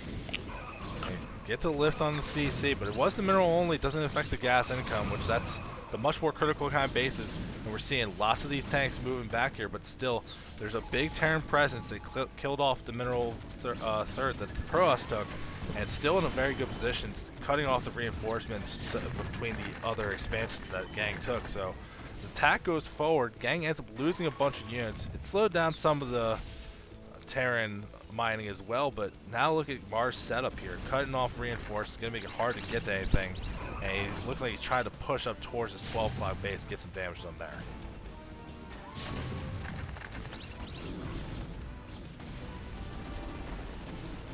See, it's starting to look pretty dire here for the Protoss, behind its supply and losing probes and bases. Mars has just done such a good job all game with his defense, with punishing the Protoss army for being out of position. Yeah, really just hitting all the fundamentals of this matchup. And, I mean, you could still even see Mars has a good bank of money back at home, building a bunch of science vessels, keeping that army very strong, not overcommitting to anything else. There's a lot of tanks still, and like Gang's trying to establish some more bases. The probe count's going up there, but like if Mars wants to just cut up right in the middle, then like slice off those expansions in the top left, it's gonna be very hard to actually defend. Force Gang coming to you. Big EMP going off, and it does hit the Arbiter. No more energy there. So no. Mars pushing forward pretty strongly. Not making that same mistake again to have everything clumped so a stasis hits literally every tank in existence. Space things out a little bit more. But with this high ground here, like this is exactly how you want to be pushing into this top left, and I think Gang's in real trouble here. Oh yeah, this looks like all my PBTs. Just getting absolutely rolled by this highly upgraded Terran army. And look at this giant vulture move on the other side too. Just you see that Gang's trying to work its way around these vultures, catching things out, which that is the indicator of like, hey, the army's not over there. Look at Mars. He doesn't want those top left bases. He's going for the natural. He wants to slow down the production. Yeah, I don't think there's nearly enough here from Gang to stop this from happening.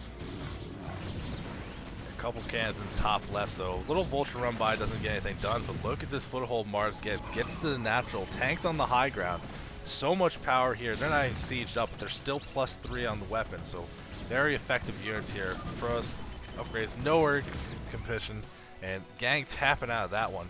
Mars looked in control the whole way through.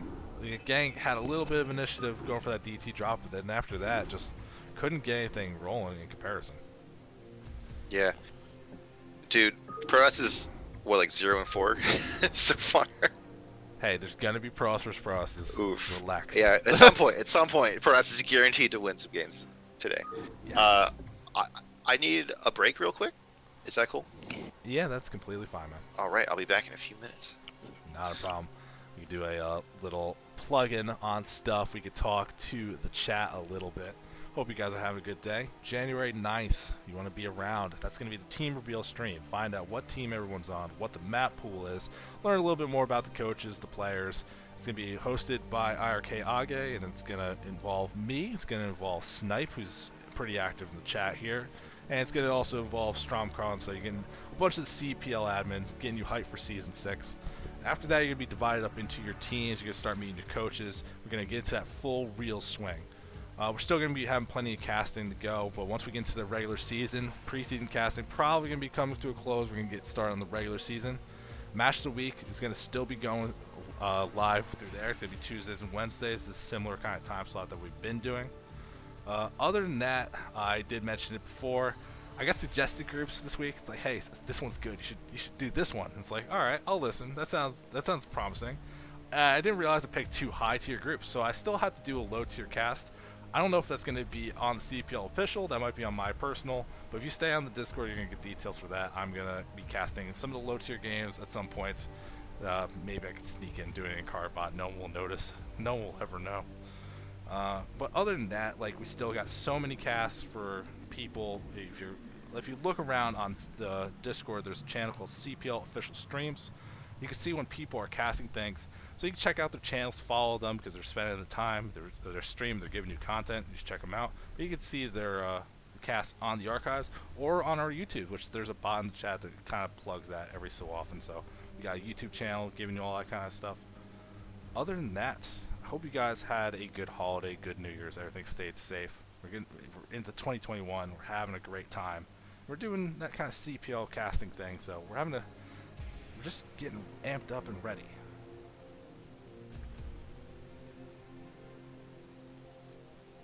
And I guess I have to actually start playing StarCraft again. Crap. I agreed to play Scion later tonight. I didn't practice PvZ at all. Just agreed to play so much for fun. Shit. That's okay. Well, we got a little bit of early game to go into, so I wish I got Cole to join so I could start the game and get through that boring early game part. But that's okay. If anyone's here and newer to the league and doesn't know anything, we got a little bit of time. If you got any questions about the league, about CPL, anything like that, feel free to throw them out there, and I'll see if I can help you out while we're waiting for our buddy to get back and can get back to the casting action.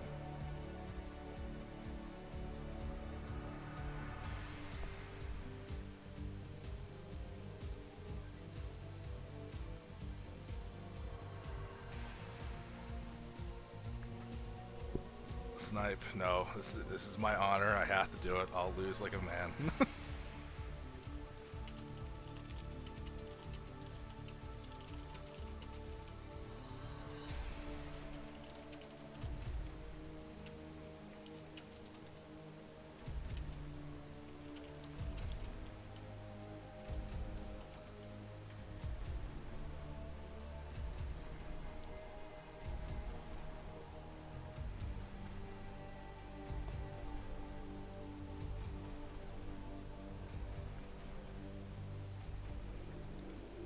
Do we need a pig emote?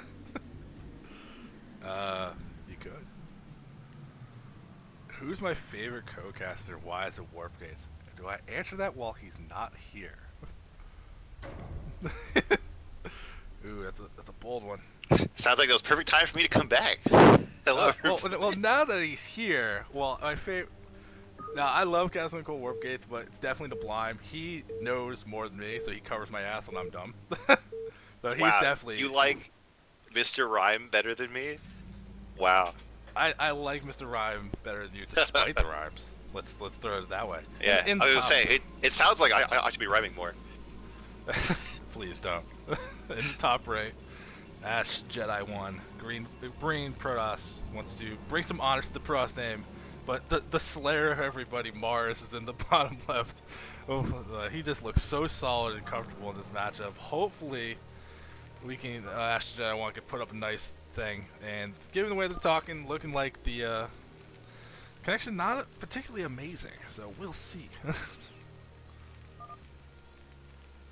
Something that can happen in CPL. You know, we have players from all over the world, and sometimes you just have to deal with that problem of the internet.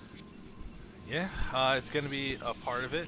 Now, one of the things that is good about the way we try to set up, oh my god, 8TR, that's not great. That is not what you want. But we do try to set up the groups, the teams a little bit to be a little more regional. So while the matches, like, it's going to happen sometimes, the people on your team with you and the coaches with you, we try to keep things a little bit more in a region, so at least the people you're playing with and practicing with the bulk of the time are going to be a good connection to you. You're not just in a time zone where it's like, I don't know what I'm going to do. Snipe in the chat saying his team's going to win. Spoken like the guy who sets up who's on the teams. Yeah, hold on a minute. Don't worry, we won't have CPL 5 staff corruption with all the staff on the same team. We did split them up. Everyone's got their own staff member. we did it more responsibly this time. No obvious collusion, just Snipe's backhand behind the scenes coward collusion. So we're seeing this probe come out kind of early from Jedi 1. I think normally the earliest you see a probe leave is like after the Cyber Core, unless you're going for a gas steal on like a 2-player map. This probe is going right across the map. Is he trying to scout the middle? I'm guessing either scout in the middle for some kind of proxy, which is that like buildable terrain to make proxies? I feel like, I don't know about this map in particular. I know a lot of maps that aren't buildable, they have like enough space to build like 2 gateways or 2 barracks in the middle, kind of on purpose. So it's possible, but I don't know. I mean, that's looks like the move, because it didn't even go, like, the other thing you would see here is, like, maybe scout in the middle for some kind of proxy, but the other edge would be just immediately going cross spawns, just to know, is it cross spawns or not, if you want to be, like, a little greedier on your Nexus timing. But the way he went to the middle, then swung down to the bottom, it seemed like it was looking for some kind of proxy, just being a little bit extra safe, but I'm not up on this map if that's even an option here. I see a bunch of, like, that gravel stuff in the middle. I'm curious if that's even possible. I don't know. I do see Shafir saying that Jedi 1 builds a Corsair in every PvT. So I want to see if that happens. I remember maybe it was Jedi last season, but there was some Protoss who made a Corsair and like scouted with it. And scout, like, it's kind of like a stylish move. That sounds like some crap I tried to do in like 2008. I was just like, listen, I don't know how to use Arbiter. It's a bad Arbiter control. What if I use Disruption Web? And just like, Hell no, yeah. no. That's just not the thing you want to be doing here. Mars, I swear, like this is just like maybe this is the only build he planned to use this week because it's exactly the same thing we've seen before. Barracks, factory, take guys off the gas, start your CC. There's an add-on. There's a bunker. It's like it's the same thing we've seen every other game. That looks so stable. Now what we're seeing from Jedi 1 though, we did see that gateway, there was a nexus, but now it's second gateway, so it's going to be able to build a little more units quickly. It's not going to be a rush to that robo getting that observer as fast as possible, so a little deviation at least. Yeah, we'll have to see here. So, how do you think Mars managed to get the same spawn 3 times in a row? We're not going to talk about I know, that's pretty using. suspect if you ask me. I'm not sure. It does feel a little bit unusual. Something is going on here. We click that button for preferred spawn position. These guys, Yeah. you just don't know about it. That's all. We are seeing though Jedi 1 getting that base established, but Mars has the SCV scout in there, so sees the gateway count, sees the nexus timing, everything under control. And we're gonna see what the adaptation here. Second factory here. Now what we saw when they played against Crane was adding on that second add-on, really building up the tank out, then exploding more factories, going for that 5 factory push. While with the game we just saw previously, there was that faster third CC going to the mineral only, slower build up in some armories. So definitely has different mid-game styles based on what he thinks his opponent's doing. So curious to see which one he's going to choose here. But given that there was 2 gateways here, I'm expecting maybe the armories, the slower play for that later game. Yeah, that makes sense. I think this is closer to what we saw in the first game where he went for the 5-fac push. I'm pretty sure he went this kind of CC fac, although we did see a second machine shop. So this is still different from that game. Yeah, he won 2 machine shops. He went really hard up, and he got siege mode first, remember, because he got the vulture upgrades later on. So this one going for mines is definitely going to be a little bit more of a later game focus. Getting the mines just to slow down those pros expansions, get that little tiny bit of map control. And I'm expecting to see a relatively fast third CC from Mars. For us, just doing everything completely normal though. There's a robo observatory on the way, so observers are going to get across the map, see what Mars is up to. Now, this is the one thing that all the pros players have been able to do, get the observer in the base, get an idea. But look at this move out from Mars. 3 tanks and a handful of the boys just walking across the map. It's like it looks a little bit like an FD, but it's pretty strong. 3 tanks is no joke, and you can see like Jedi 1, there's only a handful of goons, and the one at the front didn't really slow anything down. This might be a little bit dangerous. Yeah, well, to see if he can take advantage of this high ground like this. Definitely one of the most important features of this map. This fac CC fac push can be really deadly if the Protoss is not ready. Looks like Mars is kind of aware of the risk of this flank, but Jedi 1 moves in there really quick, snipes those mines. Oh, gets right on top of this tank. Oh, mines everywhere though. This is good defense though from Jedi 1, getting some of these tanks out of the way. The mine's not really getting a lot done. The observer's out of time to even help clear them, so this push from Mars didn't really get a lot done. Some units getting lost here, and Jedi 1 feeling pretty comfortable. That hold went way better than I was expecting. I didn't really think it would kill Jedi, but that was very well done. Well, it did help as well that Mars, like the way they were moving, I think they delayed a little tiny bit, and then remember all the Jedi 1's units were by that high ground on the left side, but he did actually have reinforcements come from the natural. Mars just like ran straight in; those reinforcements weren't there yet. So that little extra time you need, and this is why with these early pushes it's so important for Protoss. Just delay it, delay it as much as you can. Try to get that extra round of production of goods, because that could make all the difference. But siege mode now being done, Barrick's trying to float for a little bit of scouting, and the goons trying to poke it down, not going to get anything. But here comes those mines to slow down these bases off on the side. But Jedi 1 doesn't even care. He's just going to go straight for that mineral third. So it's looking like a similar kind of path that we're seeing so far that we saw when he played against the other Ash player. So maybe that's like team strategy, team secrets. Look, Citadel of Adun on the way. Who knows? Oh yeah, more DT drops, please. As long as it goes better. Like when I see 4 DTs and it doesn't get a lot done, that's just, it's heartbreaking. Mars doing it, kind of what I was predicting to do though. Like, didn't add on more factories. Here comes that fast third CC. But there are some goons a little bit more forward on the map. If they go down a little bit, they can probably slow this down, force the Terran to actually come out and defend it. We'll see if he doesn't move down and actually try to slow this CC down from landing. See here, after that push, there aren't as many tanks as we normally see out of Mars. There's a decent amount of units on the map here for the Protoss, so it could be able to contest that third for a little while if he gets everything together, but I think Terran is moving out a bit too early for that. I see some of the tanks trying to siege up. The CC is going to help give them vision, although there's still that high ground advantage that we see right now for Protoss, but he knows, like, when you're dealing with that many siege tanks, you don't really want to be doing this. He's not even going to risk losing anything. He's just going to walk off. It didn't get any slowdown done, but still, he knows that the base is there. He knows that the tanks are the primary part of the army. And we're seeing from Mars adding on that second factory. So this build looking very, very similar to Ash, the 1 vs Ash gang. But this time, we're not doing DT drop, no shenanigans. It's looking like we're just going to go for 3-base Arbiter. I don't like that as much, though, when your third base doesn't have a gas geyser. Yeah, it's going to be hard to pay for everything. Arbiters are so expensive with all the tech, and just the unit themselves is like 350 gas. Yeah, it's ridiculous. Like, you gotta get so much tech to get to Arbiters. It's insane. Yeah, I think like in like the very first patch of StarCraft, like when spawning pools were 150 minerals, I think Arbs were like 50 minerals and 500 gas. I seem to remember that.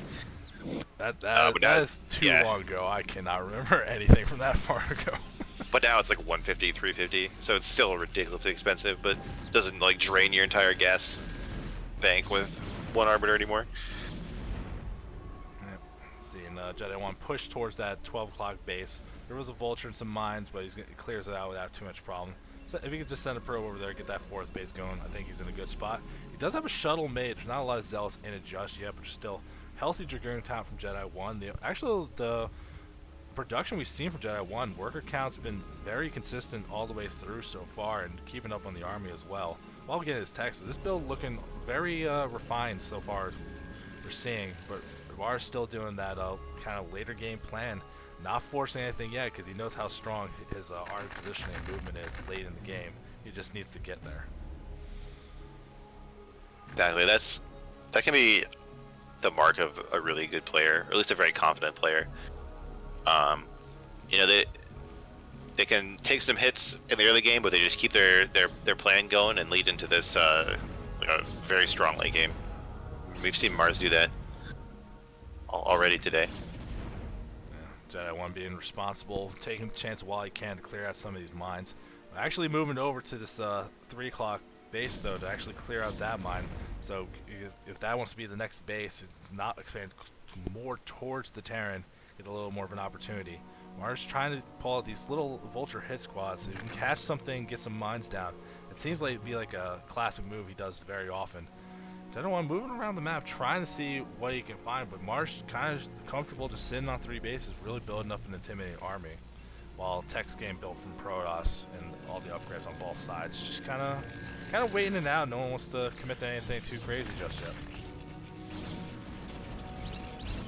No big fights yet. I don't think we'll see anything too major until the Terran gets to that 150 or 200 supply mark and makes a big push out. Oh god, some of these mine big mine hits, though. Yeah, there's two goons went over, lost to a mine over on the left side, and then 4 more in the center. You have the probe transfer gets caught by the Vultures. Oh no, not like this. A bunch getting caught. They're actually getting retreated. They don't. Nothing too bad got lost. A couple. That's about it. So that could have gone a lot worse than it did.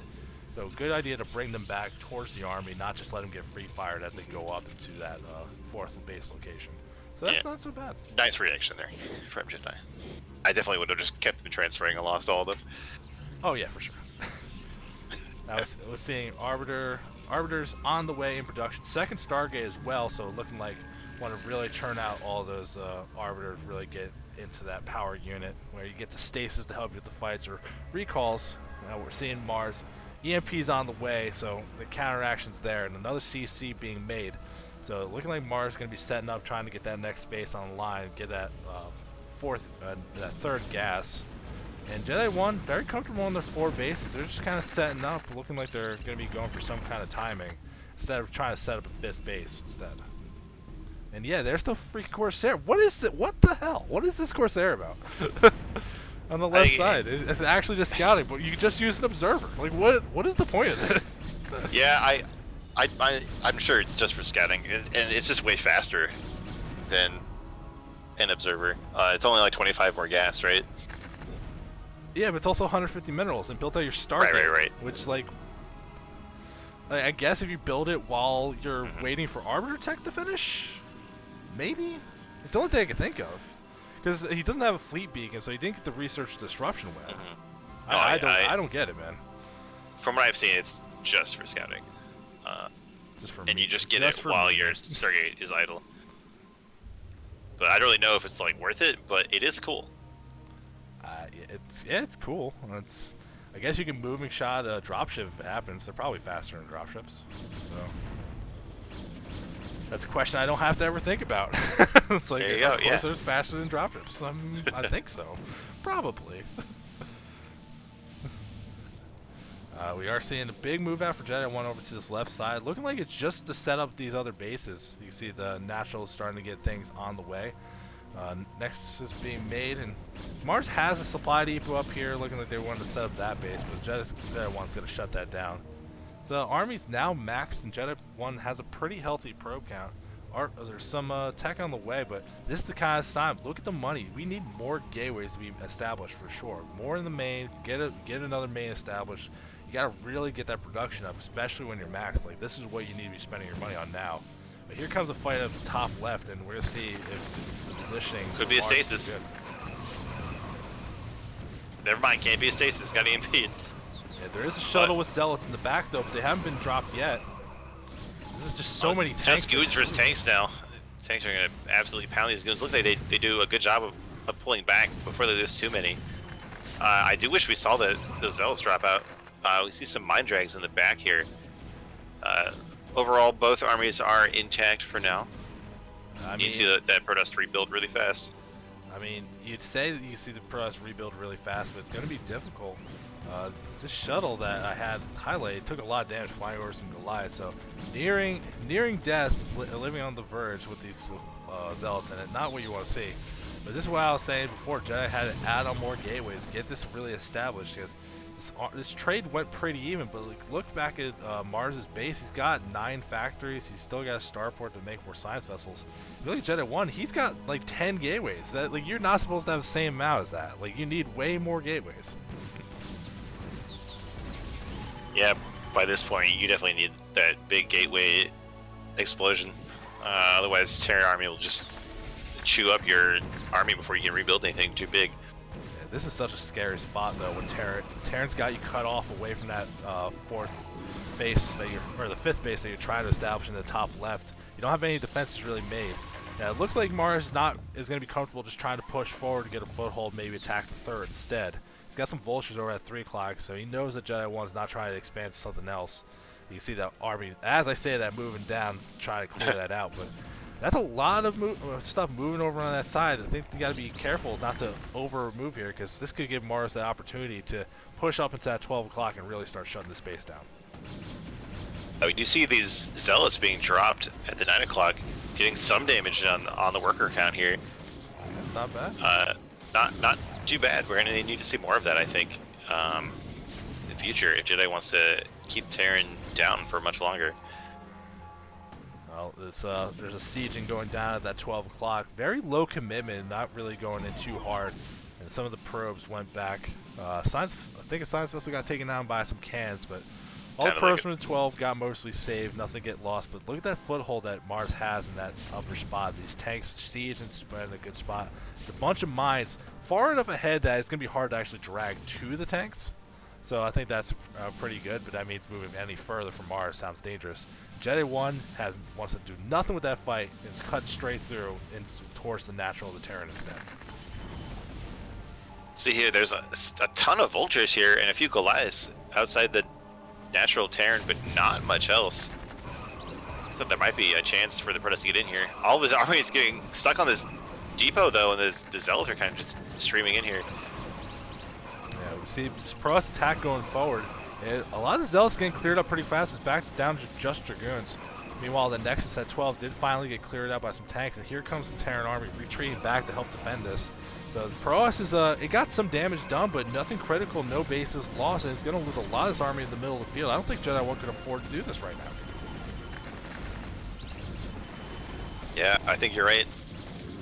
Mars just really calmly kept killing that base and then split off enough units to come back home and kill this squad from Protoss before they could do any permanent damage. And you can see just another reset between the two players. Army count going back down, but a base got killed for Jedi 1, that one in the upper left. The Nexus is done, but there's no workers at it. With 73 probes, you don't even really want to be building stuff. You got to try to get like a transfer over, but if you look at all these mines and you look at these tanks are still at that 12 o'clock, it's going to be hard to get anything over in that area. Seeing a scan go down, this small little group of stuff that's trying to harass the Terran 9 o'clock base. Looking like it's going to get cleaned up. This Corsair, though, harassing the sides. Doing damage to the vessel. Tickling it to death, maybe, but dies to a Goliath immediately. Oh, no. The fun is over. Now we just see Jedi 1 moving some stuff down, but we see a Vulture down at the bottom right, looking like he's just in control, making sure that the base options are limited for Jedi 1. He has to go into the army, into the tanks, and here's an observer, some Grizz to finally start clearing out these mines and get control back to the top side of the map again. Can't believe these tanks are still here for Mars. This push has been so long-lasting. I mean, it's just 4 tanks on the cliff now, but look how much damage they're going to get done before they get cleaned up. These goons struggling to get up the ramp. Yeah, this is terrible. So much damage. A Zealot's trying to get in and like do this, but these tanks, like, they're dying for a cause right here. They're getting so much damage done before they get cleaned up finally. Definitely MVP tanks. They did the job. Another good EMP on an Arbiter. I love that it just says not enough energy, so if I don't see it, it tells me that it happened. Like on the screen. That's fantastic UI decisions. But Mars moving straight forward towards that mineral base that Jedi 1 has. Unfortunately, the mineral's all gone, so that base not valuable. Really needs to keep a foothold and stop these other bases from popping up. Now you got that 3 o'clock that was taken. That doesn't seem to be the point that we're going for. If we keep shutting down the 12 or getting control of the top left, I think Mars is going to be in a very good position here. You actually see a CC flying on over down the bottom of the map to start taking the 6. So Mars just keeping a foothold in the game. For as long as this game's going on, like, he's not max, but look at that, the way he's spending his money. Mars really, like, turns it on in the late game, shining really well here. Macro's really good, and you can see it by how big this army is. It just keeps coming back. Yeah, he's not even, like, adding on more factories than he needs, too. Like, there's some units being queued, but nothing too crazy. Mars, that's just very impressive. His push keeps moving forward towards the natural, though. If you can get a good position here. You notice Jedi 1 didn't take another main. There's not like another source of gateways somewhere. So if he gets control of that natural, he can cut the reinforcements of the Protoss army. He can just build up whatever you want, eventually clear off the rest of it. This, you can see, look how many tanks are moving forward. There's just no army here to slow this down. A little force from the left's going to try to flank this and get through, but I don't think it's going to be enough. With that, a decent stasis, there's just so much army here for the Terran. They're going to see Mars take another game. I think Mars is just a monster, man. Like, is this if he wins this one, is that the end? Like, is he beating everybody? I don't think we saw a TBC yet, right? I'm not sure, but another strong win for Mars. So, yeah, it's like I shouldn't have picked this as like we're pros players. Like, I'm just ruining your night. I'm sorry, buddy. I was all excited. I mean, we got more games, man. Like, there's a chance. There has to be PvPs. There's 3 pros in this group. Pros has to win eventually. I believe. Now, we're getting into another one. It's still not PvPs yet, though. We're going into another PvZ. Where no more Mars killing Protoss is like just a maniac. Instead, we're gonna have Crane playing against Allin. So that's gonna be back to PvZ. What do you think the odds are we see a wall that works? It's Crane. 100%. It's Crane. He knows how to wall, I hope. In the bottom right, it's IRK Allin in that green Zerg. In the bottom left, it's DM Crane in that black color. Which I gotta make a PSA about this black color. Hold on, did they do top versus bottom? No, they didn't. Of course they didn't. I feel like we've seen this color like in more than half the games tonight. I think it's because, like, you know, when remasters, like, we're gonna add more colors, and everyone's just like, black. Yes, I'm the only person that thinks that black's cool. Like, no, you monsters, stop doing this to us. Yeah, It's like my wardrobe from middle school. It's just obnoxiously black all the time. yeah. I mean, I had that too. Now I wear a lot more pink and white, and also still a lot of black. Just monochrome, like one color. That's all you get.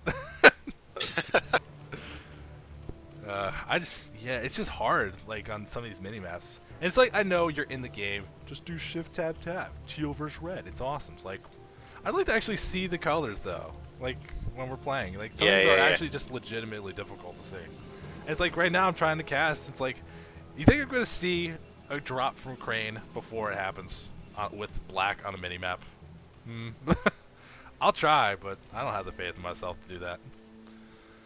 So I think we're going to see a Forge expand here from Crane. Going to diverge a bit from our two previous PVZs. Give All-In a break here from getting Zealot in his base really early. I mean, you're saying give him a break, but All-In does another hatchery first. I don't think he cares at all. Like, no, I think it's just what he does every game. Yeah, so now he gets to just drone harder and just be greedier. Like, All-In definitely feels like one of those macro players. I mean, just like what we saw in Mars, very similar kind of looks in the games. Just like, I'm expecting the same thing we saw before. We're getting link speed. I'm expecting 4 hatcheries at 4 different bases quite quickly. Being comfortable taking the mineral only. Just nothing unusual from this player that just loves to just get macro up. And because Crane didn't get the scout, actually getting last scout, has to blindly build a cannon for his hatchery first. That's a nightmare. I do have to give a shout out to Stromcolin for the raid. You don't have to. Read the chat. She thanked herself. You're right. You're right. You don't have to. Gratitude revoked. But for real though, this sucks. Like getting a cannon before Nexus against a 12 hatch. That's not a small lead there for the Zerg. Yeah, maybe I'm just a greedy fool, but I default to Nexus before cannon if I don't scout the Zerg. You sound like a greedy fool. What is your PvZ win rate before we throw that advice out to the atmosphere? Well, I usually go gateway first, so the Forge expand is pretty low. So this wall from Crane, I'm not sure. Okay, I'm just gonna say I'm not sure because that gateway, that's like a little far forward, right? That gap between that and the wall, that's kind of big. It looks big, right? Yeah, I think you're right. I always put the pylon like basically on the ramp on this map, but I'm not sure how the terrain lines up. Sometimes the terrain can be weird shapes, and so maybe it's only 2 zealots up there. I guess we'll find out. But you know what? You scoffed when I asked about what you thought the wall would be like. You shut your mouth. Instead, we're gonna talk about how greedy All-In actually is. Went 4 hatch before gas. Again, yeah. No, like this is even greedier than what we were seeing before. Because remember, we were saw against the gateway. He went for that. He got the gas early enough to get the link speed to help deflect these zealots.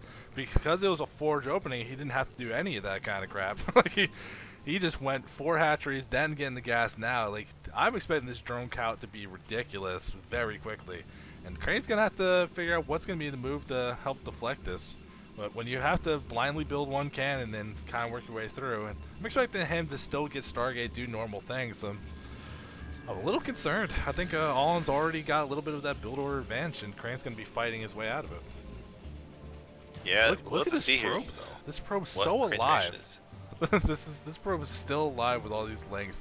And you can see a bunch of drones being made from All-In. Like, he's just being extra greedy. He keeps his probe alive long enough and to wait for either the lair or the Hydra Den. That would be good.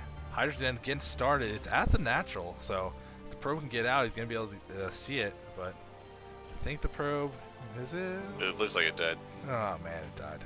Unfortunate. Yeah, it got killed. Rip. That sucks. Just in time to stop the scout of that. Crane doing normal kind of things. He's getting weapon upgrades. He's getting air weapon upgrades. Stargate's on the way, so of course there's going to be here. And there's an Overlord over the base. It's going to get driven out eventually, but you see Allen just playing the same kind of way, getting these lings forward, going to be able to see the move out, and then I'm expecting them to have lings at all the common third bases of Protoss. I love it. Like, I just love these kind of like high-end players that have this very consistent style. They know exactly what they want to do, and it's not like they forget things or drop the ball. They just kind of keep on the path. Yeah, especially for ladder or for these like best ones in the preseason, you can definitely just do the same build every game. Just get a good, reliable build, get really good at it. When we get into the best of threes in the season, I feel like there's a bit more risk in doing that, especially like when people can look at your previous games. But for now, I mean, this totally makes sense from what we've seen from Mars and All In today. Just doing the same build every game. It has absolutely paid off for them. Oh, we'll see if Crane reacts to this one. Of course, they're getting the base. It flew over the Hydra den, but doesn't see a lot of Hydras being made yet. The Lair's on the way as well. It's going to go up and see how many bases Allen has, which, because he just didn't have the information, had to kind of take the guess. You see 3 cans already made. Has room to add more if necessary, but doesn't seem like he's going to be rushing to that. But still getting some more gateways now, adding on the Templar Archives. You're going to be working towards those good upgrades that help you deal with Hydras in the mid game.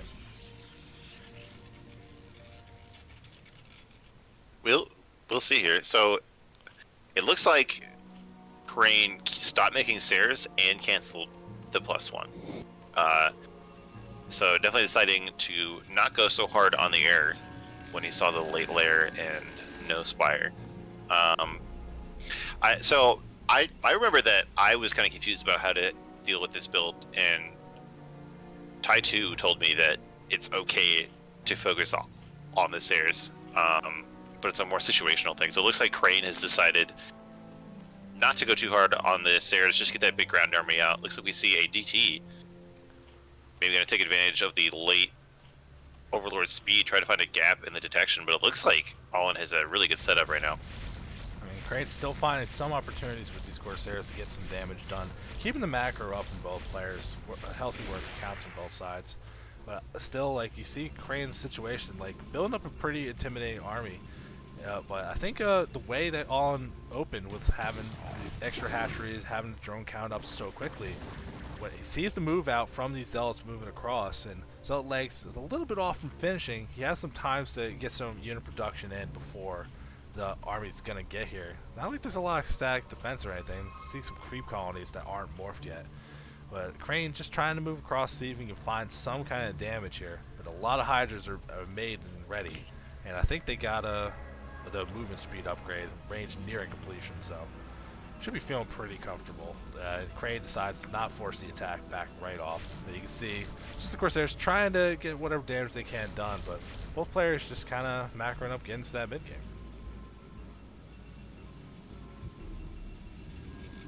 Yeah, we'll see here. Crane wisely deciding not to lose those Zealots. It's going to make this Storm push that much stronger, and Storm is really what you need to deal with this many Hydras.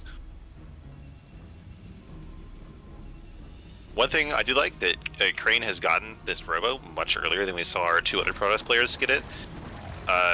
Should avoid him getting destroyed by Lurkers later, like we saw a little bit in our previous matchups. Right, that's got to be worried about getting destroyed by Hydras. There's a lot of Hydras. Yeah. One good Storm in the middle is going to weaken him up a good bit, but the Forge goes down, and like we're going to see a gateway at the front as well. There's still a couple cannons back here. You actually see another robotics going down at the front. What? He's making a second robotics? Robo and a Forge in the front. Oh, I thought there was a robotics from before, or is that just it takes this long to build? Yeah, it just takes a long time to build. Oh man, I think I'm just I'm losing it after watching Mars just manhandle Protoss all game. My spirit has been just dampened a little bit. I gotta get energized to get up in this, and I'm seeing Allen going for that play we've been seeing before. Reasonably fast hive, getting these evolution chamber upgrades, and I think it's going to be going into that just upgrading for the Lings, getting prepared for ultras later, and expecting all to make an attempt to take a 5th base soon.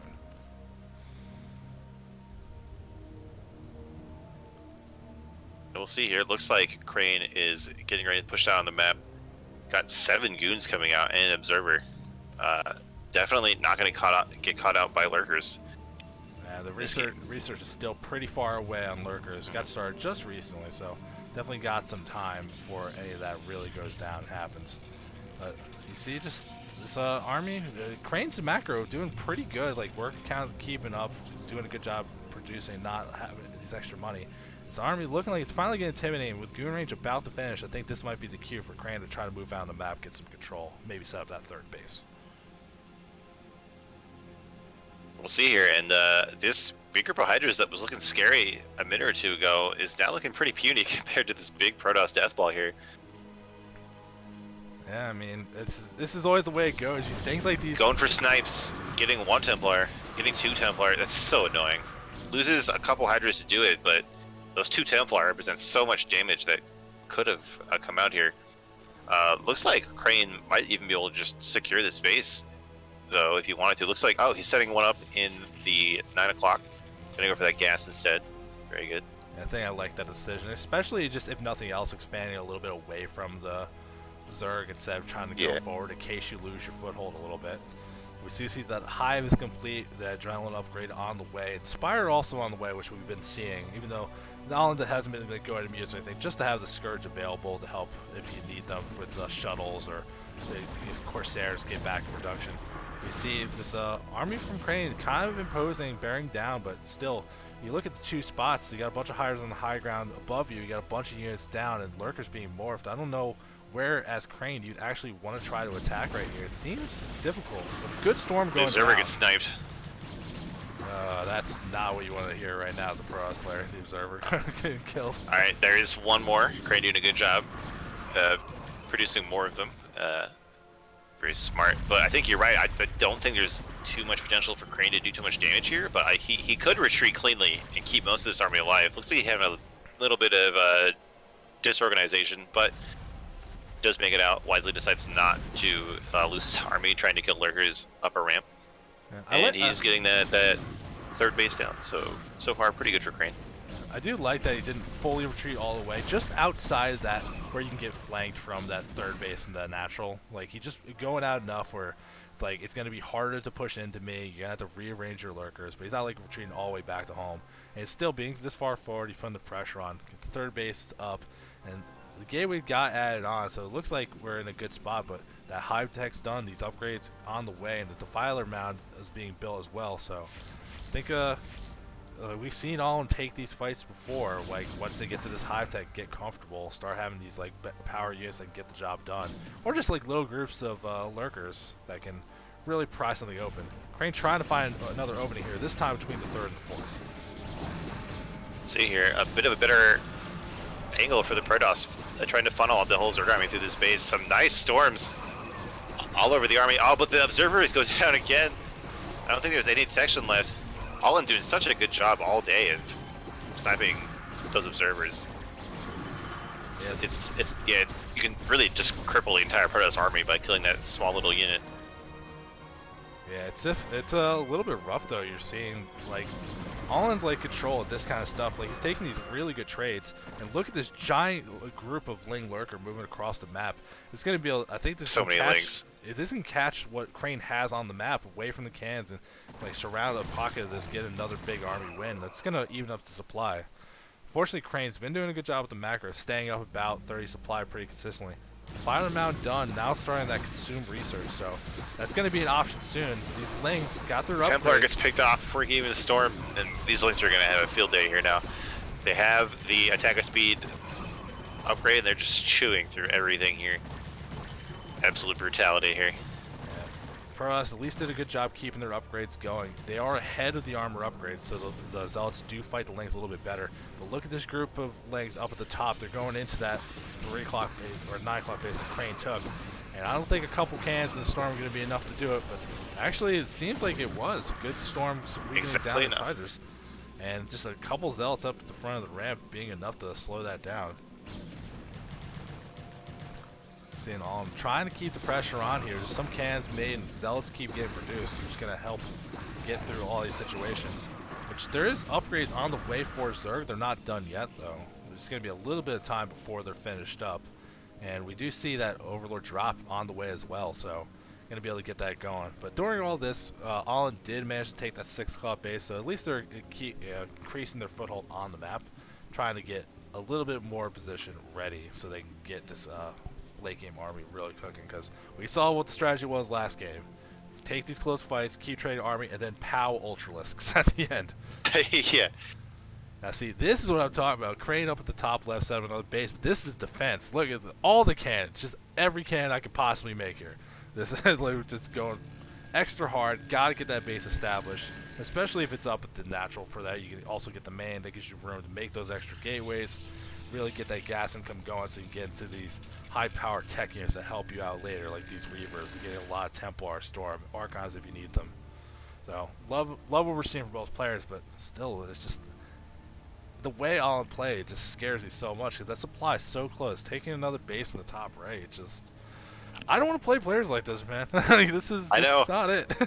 It's just unstoppable. There's just always more drones and more Hydras, more Lings. It's just, it feels like you just can't get them down. Crane starting to move out again with another quite considerable force that immediately gets plagued. And 2 observers are plagued, which means they can be detected without an Overlord. Ooh, nice storm on these lurkers. But there's so much more Zerg army waiting to fight here. Yeah, I mean, when half your Dragoon force in the back is plagued, if anything can get to them, Decent Storm's trying to push this back, but this is a good fight for Allen. If nothing else, just buying time for a lot of these upgrades, so still pushing the army back, really kind of working on what he needs. We're just seeing that Allen, if nothing else, just buying time, getting these extra expansions up and running. Meanwhile, remember, at Crane, like, he had this probe count, but, like, the Natural's mined out, the main still has a little bit to go, and he's got this 3rd base, but, like, he's got 2 bases up in the top left, a little bit spaced out. Allen has an opportunity to, like, put some pressure on and make it hard for Crane to really defend all the areas at once. Actually getting energy. There's a drop going out here with 2 DTs and a High Templar, so definitely a lot of potential for damage in this drop, but is it going to be able to get to anywhere that there are drones? You're going to have to tell me. Oh, there it is, up at the top. That's such a slow shuttle, too. He's taking a very long route, but there isn't any Overlord spotting, and I think this will be able to actually get there. But it's going to get spotted by the upper right base that doesn't have anything saturated yet, but if you can get down to that 3 o'clock, that's a little bit of a juicier proposition. Looks like he's going to drop off 1 DT there and try to sneak around. Nice play here. There are key units here to see, but is Allen paying attention to this part of the map? One drone got picked off by a DT. Overlord got moved, so I think there was a little bit of attention here. The shuttle going down, and there's no Overlords here either, so big storm going down on the drones, getting a lot of damage. The DT's still around. Drones go down, not bad. Yeah. And Scourge take out that. The rest of this drop. Yeah, Scourge clean that up pretty good. And you can see that this is the opportunity. Crane trying to bust out again, force away Allen away from his natural, get himself a little bit of breathing room. Doesn't want Zerg to be perched up on that high ground and really set up in a good position. Now, manages to deflect that a little bit, but you want to talk about drops. How about a drop by the Zerg? Down the bottom left. Overlord filled with these upgraded links, going straight for the production. And this will kill everything so quickly. A Templar pops out and immediately gets killed by these lings. The upgrades 2-2 plus the Hive Tech. Oh my lord, no. Say goodbye to your base, Crane. Jeez. It's gone. Look at that. It's like piranhas devouring a dead cow or something. Jeez. Yeah, not like this. It's exactly the words for it. Snipe saying it best in the chat. These links doing so much work. Tech going down. One of the forge, I think they had an upgrade cooking. Some of the gateways going down as well. Now Crane does have these other bases. It didn't lose. I don't think he lost too much really critical tech. Although this laying up at the top left, you never know what these things are going to do. He's taking out everything by himself. Wow. That drop definitely did a lot of damage, and I don't think did he lose the Overlords either, or did he manage to get them out? I think he got them out. So it really was just. So what was it, like 32 lings, like a handful, like 16 supply of Zerglings killing half your base? How is that fair? Yeah. How is that reasonable?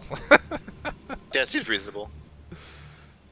Well, it's okay. Like, you lost a bunch of the production down in your main, but you do got the other main at the top left. So Crane, you see, reestablishing some of the tech, getting some gateways online, had to rebuild Temple Archives, more forges going down at the top because he needs to finish up those upgrades, make these ground units as strong as possible.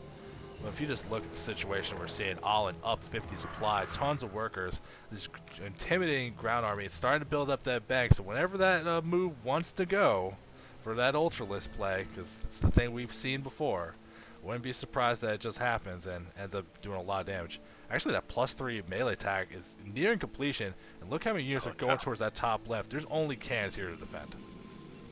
Yeah, I don't think these cannons are going to cut it against all these links. Let's see here, yeah, look how fast they go down. Oh my god. You see Crane moving out of his army, trying to go to the top left to help defend, but there's a group of Hydras down by the natural as well, so it's going to at least be a distraction. Crane having to tap out, Allen killing all the Processes too. I'm sorry, dude. I didn't mean for this. I'm so sorry. Wow. All right. Well, if you are a Protoss player who has to fight all in, I have good news and bad news. The good news is he's going to do the same thing every game. The bad news is that you can't stop him anyway. It doesn't matter. Yeah, that's a rough one. All right, I got the guaranteed Protoss win now. Protoss has to win a game because there's only Protoss in the mix for this one. So we're getting in there. We do have, for this group, there was, I think, a couple games that didn't get played, just scheduling issues. So this is our second to last game. So we got this one, then one more after it. And again, we're just going to plug, because I'm going to keep plugging it during these casts. January 9th, team reveal stream. Find out what maps we're playing on for CPL 6. Find out what teams you're on. You can see some of the staff talk about all the things. It's going to be hosted by RK Age. It's going to have me. It's going to have Snipe. It's going to be Stormcon. It's going to be a good time. But now we're going to get to watch Protoss win a goddamn game. Yes, let's go. All right. What we've all been waiting for all night. The true gentleman's matchup. Yeah, in the top right, gentleman number 1. Or no, bottom right, sorry. It's still gentleman number 1 though. In the orange, it's Jedi 1. And in the top left, it's my buddy Crane playing that pink, playing that magenta. These good honorable colors, no one picking black. Honorable matchup, no nonsense involved here.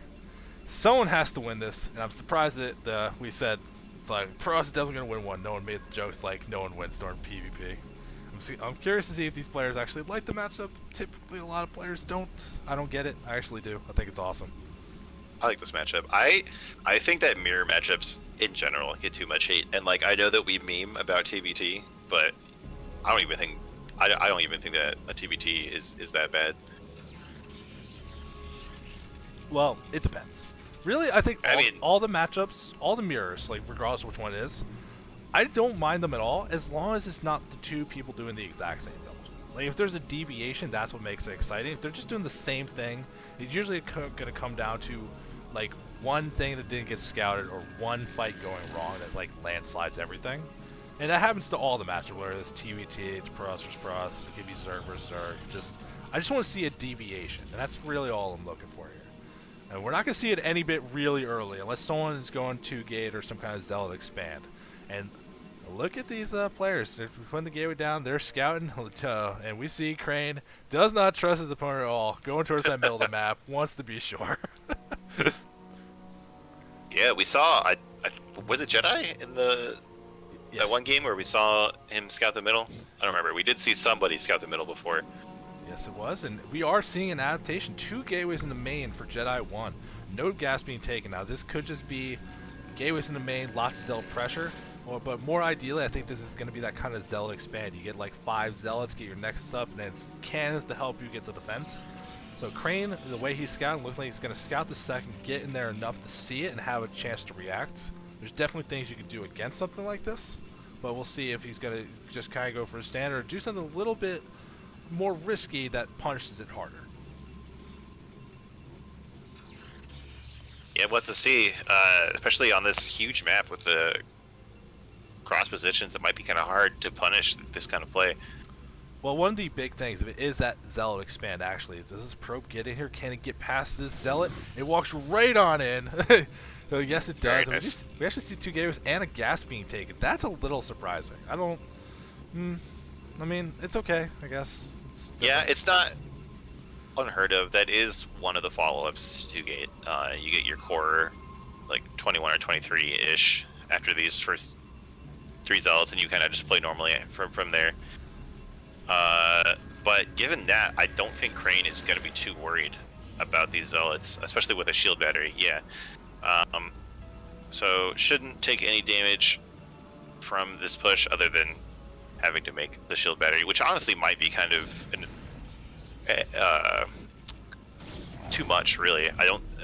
Maybe like if you see the gas, I think you know it's only going to be 3 zealots. I mean, I think it's okay. It's not a very heavy investment here, and that could be the change between, like, it seems like Crane was trying to delay getting any kind of extra tech or slam down a bunch of gateways. You see the second gateway going down now. So this shield battery is going to help a little bit, I think. And especially blocking off the base is going to be hard to get into. If you can just kind of keep shielding the stuff at the front and keeping it alive, that can help. But moves right on the side and fights the zealots in for the party. Yeah, I don't know if I like this at all, honestly, from Crane. I mean, he's going to clean it up, but it seems like he wasn't on hold position, maybe. He let that goon get up, even though he had the shield battery. And he delayed range and got a battery and got a second gate. So at this point, like, he's really just kind of equalized it when he could have been ahead with a tech advantage. Yeah, also to do all that, he did cut a couple probes as well, seeing Jedi 1. He's up to about a 4 probe lead now. And kind of just getting into that normal thing. So not the opening I was expecting from either player, but they're getting to that normal kind of spot. But Crane definitely a little bit behind now. At least has a lot more gas banked up. So going to be able to move into the tech a little faster. I'm expecting some kind of like robotics, getting a Reaver up. But you see that Crane's trying to move across the map now, use the advantage he has with these units that survive that fight. Try to get some pressure on. And I think this is going to work now that the goons from Jedi 1 should pop out in time, should be able to defend this. So I don't think Crane's going to get too much done, but the goons pretty far back, at least going to see there's no nexus. Well, there's more here from Jedi, yeah. Crane at least doesn't lose the goon yet, does scout for the nexus timing. Not bad there. Yeah. But and Crane's robo is significantly ahead. Yeah, so that's nice, at least. Not so bad. The positioning for the robo on both players, right near the ramp, the kind of thing you want to do. So that way the Reaver, if it has to crawl and get in a fight, if you don't have the shuttle, especially if you're trying to do an expansion, if you're trying to build that robo near the ramp, always helps. Especially with that shield battery there, you get that you get a Reaver with the shield battery helping it out of the top and with some high ground advantage. That could be really good for defense. So, like, with this kind of setup that we're seeing here, I would love to see Crane try to take that first Nexus, be a little greedier here. But it seems like he's building a lot of units and wants to put some more pressure on, forces the opponent to make sure they're defending adequately. Both players afraid to take that Nexus. No one wants to be the first one to go for it. That can be such a huge sticking point in this matchup. Like, when do you get your first Nexus, or how do you react to your opponent expanding? It was such a fragile time because, like, 400 minerals, that can be, 3 goons or 4 zealots, which makes a huge difference in a fight. Looks like both these armies have managed to pass by each other. There we go. So Jedi does scout the army of Crane and turns around, but Crane has way more units, even though they're both on 2 gateways. I'm kind of surprised. Well, this is actually one of these things that is going to be really bad because Crane caught 1 Dragoon now. That's how Jedi knew to turn back around. So he got a free kill for free. He's getting a little bit of advantage. There are some zealots here to help, but look, nice micro. The Jedi retreating up at the top of the ramp. Half of his Dragoons aren't in the fight. Crane getting the chance to focus fire and get a lot of damage done. You can see that this Dragoon lead snowballs so quickly if you start getting the kills first. And you see Crane up a couple here and reinforcement with a bunch more moving across the map now.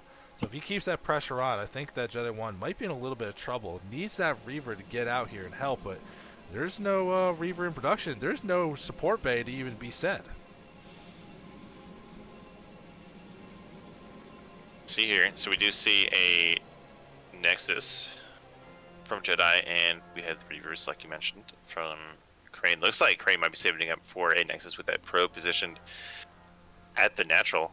There's still just way more goons here from Crane. I guess his control has just been kind of piling up here. Well, the small advantage. He did win that fight a little bit extra, and remember that the opponent went for that Nexus. That is a lot of money investment that could have been Dragoons. Hasn't cut a little bit of their production to get that done. That support bay does finish, so a Reaver can get started. If Crane's going to try to break this, he has to do it soon.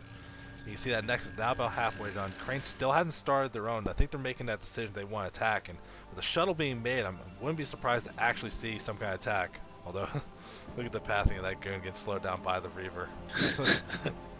Every time. So Ooh, and Crane does snipe the first observer for Jedi 1, so Jedi is going to be living in the dark here. Yeah, the shield battery going down at the front, so both players are here for safety. Crane opting in just to take that Nexus, willing to eat the economical loss being behind here. So Jedi 1 up in pro is going to have the faster expansion too. I feel like Crane at some point is going to have to get some damage done or win a decisive fight in the middle of the field, because at this point it's like if this Nexus gets online, starts really feeding into us, Jedi 1 could be the one to start adding on extra gateways. You can see already has that third one, so the production's a little bit bigger. But it's gonna, I think it's Crane's waiting for the shuttle to get there, wait for that Reaver. That's gonna be the tell to try to go for it. There's a couple more Dragoons, shuttle about halfway there, and I think Crane has to make the move one way or the other. There is a Reaver here for Jedi 1 though. Doesn't have a shuttle to help protect it, but still, there is a shield battery. It's gonna have the position. It's gonna be body blocked by some of these Dragoons. And you see Crane up the front. We're gonna see this is how his attack goes. Attacking into spots like this can be The difficult. shuttle. That shuttle losing all its health and No.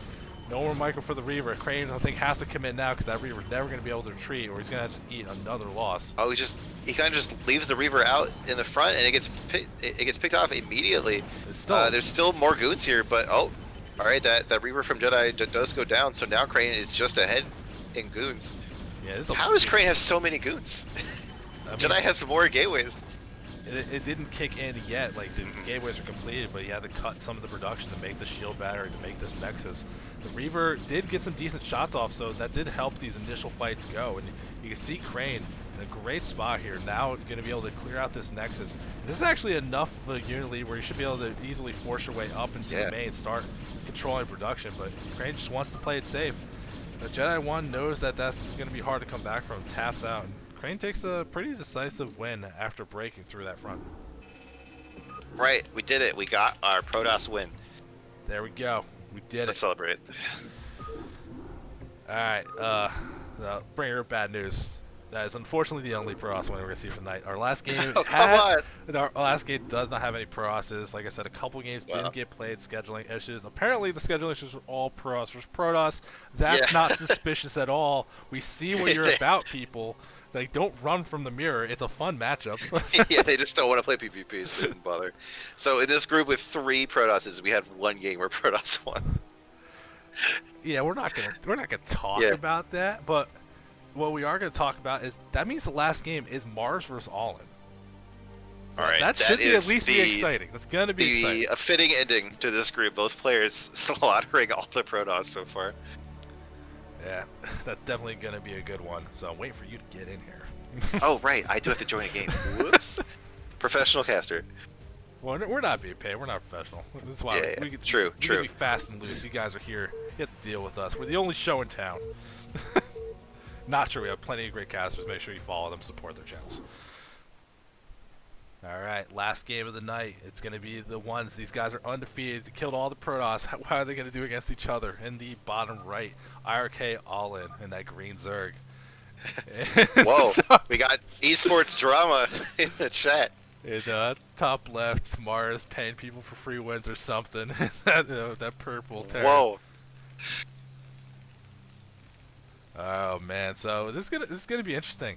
Now, we saw both these players. They had set plans, very like scout this thing, do this thing for Mars. He had like set reactions to how this opponent opened, compared to All-In that did Patchery first, exactly the same build. No matter what his opponent did, he didn't care at all.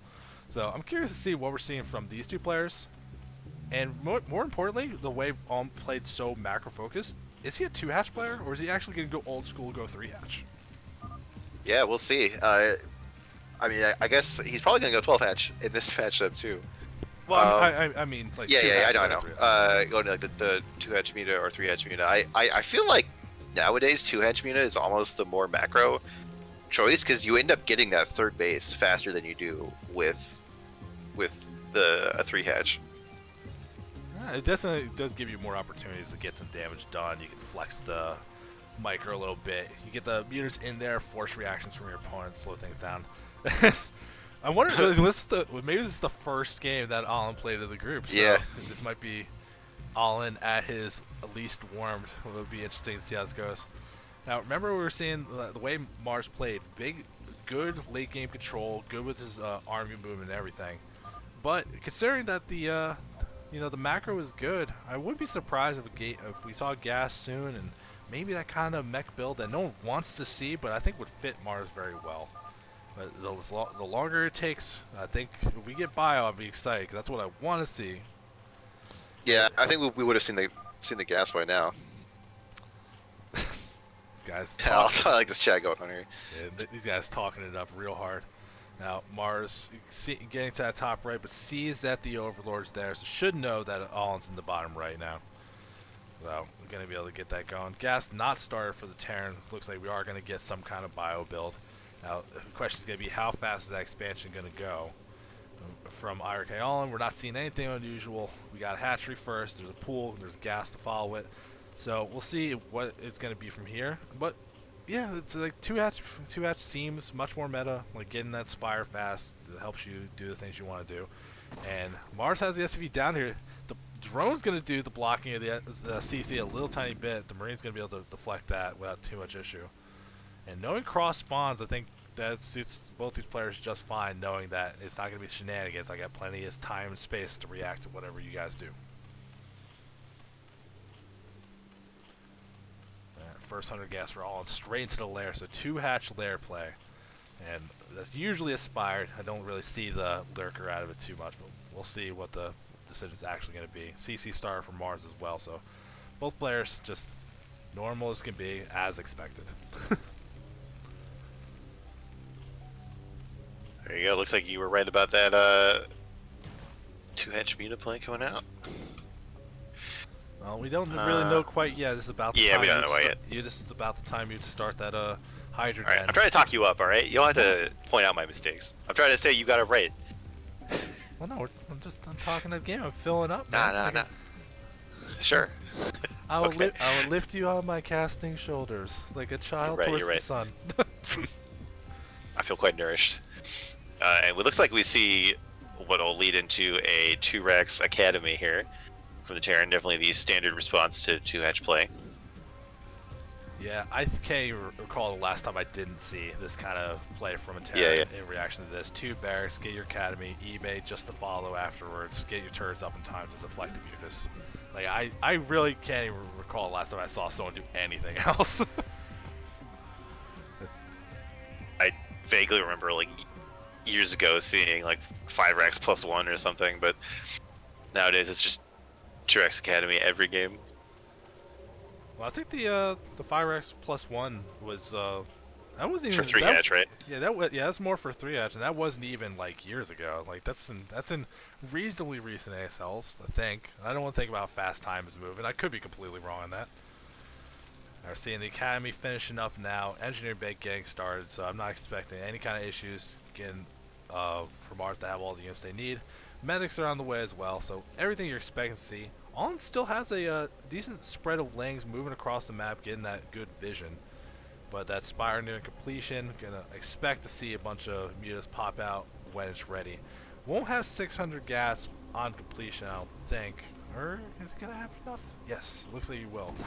Mars pushing out a little bit, trying to dissuade these lanes from getting in, try to get any info. So we're gonna have all the mutas. We're adding on more barracks now. This feels a little bit different, right? Like the speed of these barracks a little bit? I'm not sure. This is the kind of thing where it's like maybe if we had a Terran player like Sublime. Yeah, maybe. That could help. That's okay though. The engineering bay is done. Don't see turrets really being started yet. As I say, literally getting started.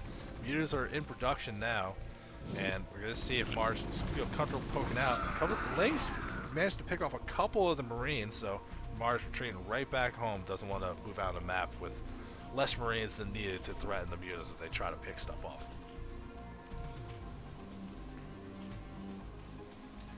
Yeah, look how defensive this is. The Mars actually pulling his Marine back actually into the base to make sure we can get turrets up and defend the production.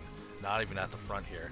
But there's a couple of fire bats mixed in with this bunker at the front, so if the lanes try to do something. That's a cute little twist. I don't think I see that very often. Mia's going in, getting that first pick off, taking a little bit of damage, but nothing too critical here. And we're seeing back at home from Allin, there is actually that +1 upgrade down the bottom left, looking like a hatchery going down. And Allin doing a good job finding little windows where there's just not a lot of Marines managing to get some damage done. A little bit of a bruise here, but still picking off a good amount of units and just buying himself some time.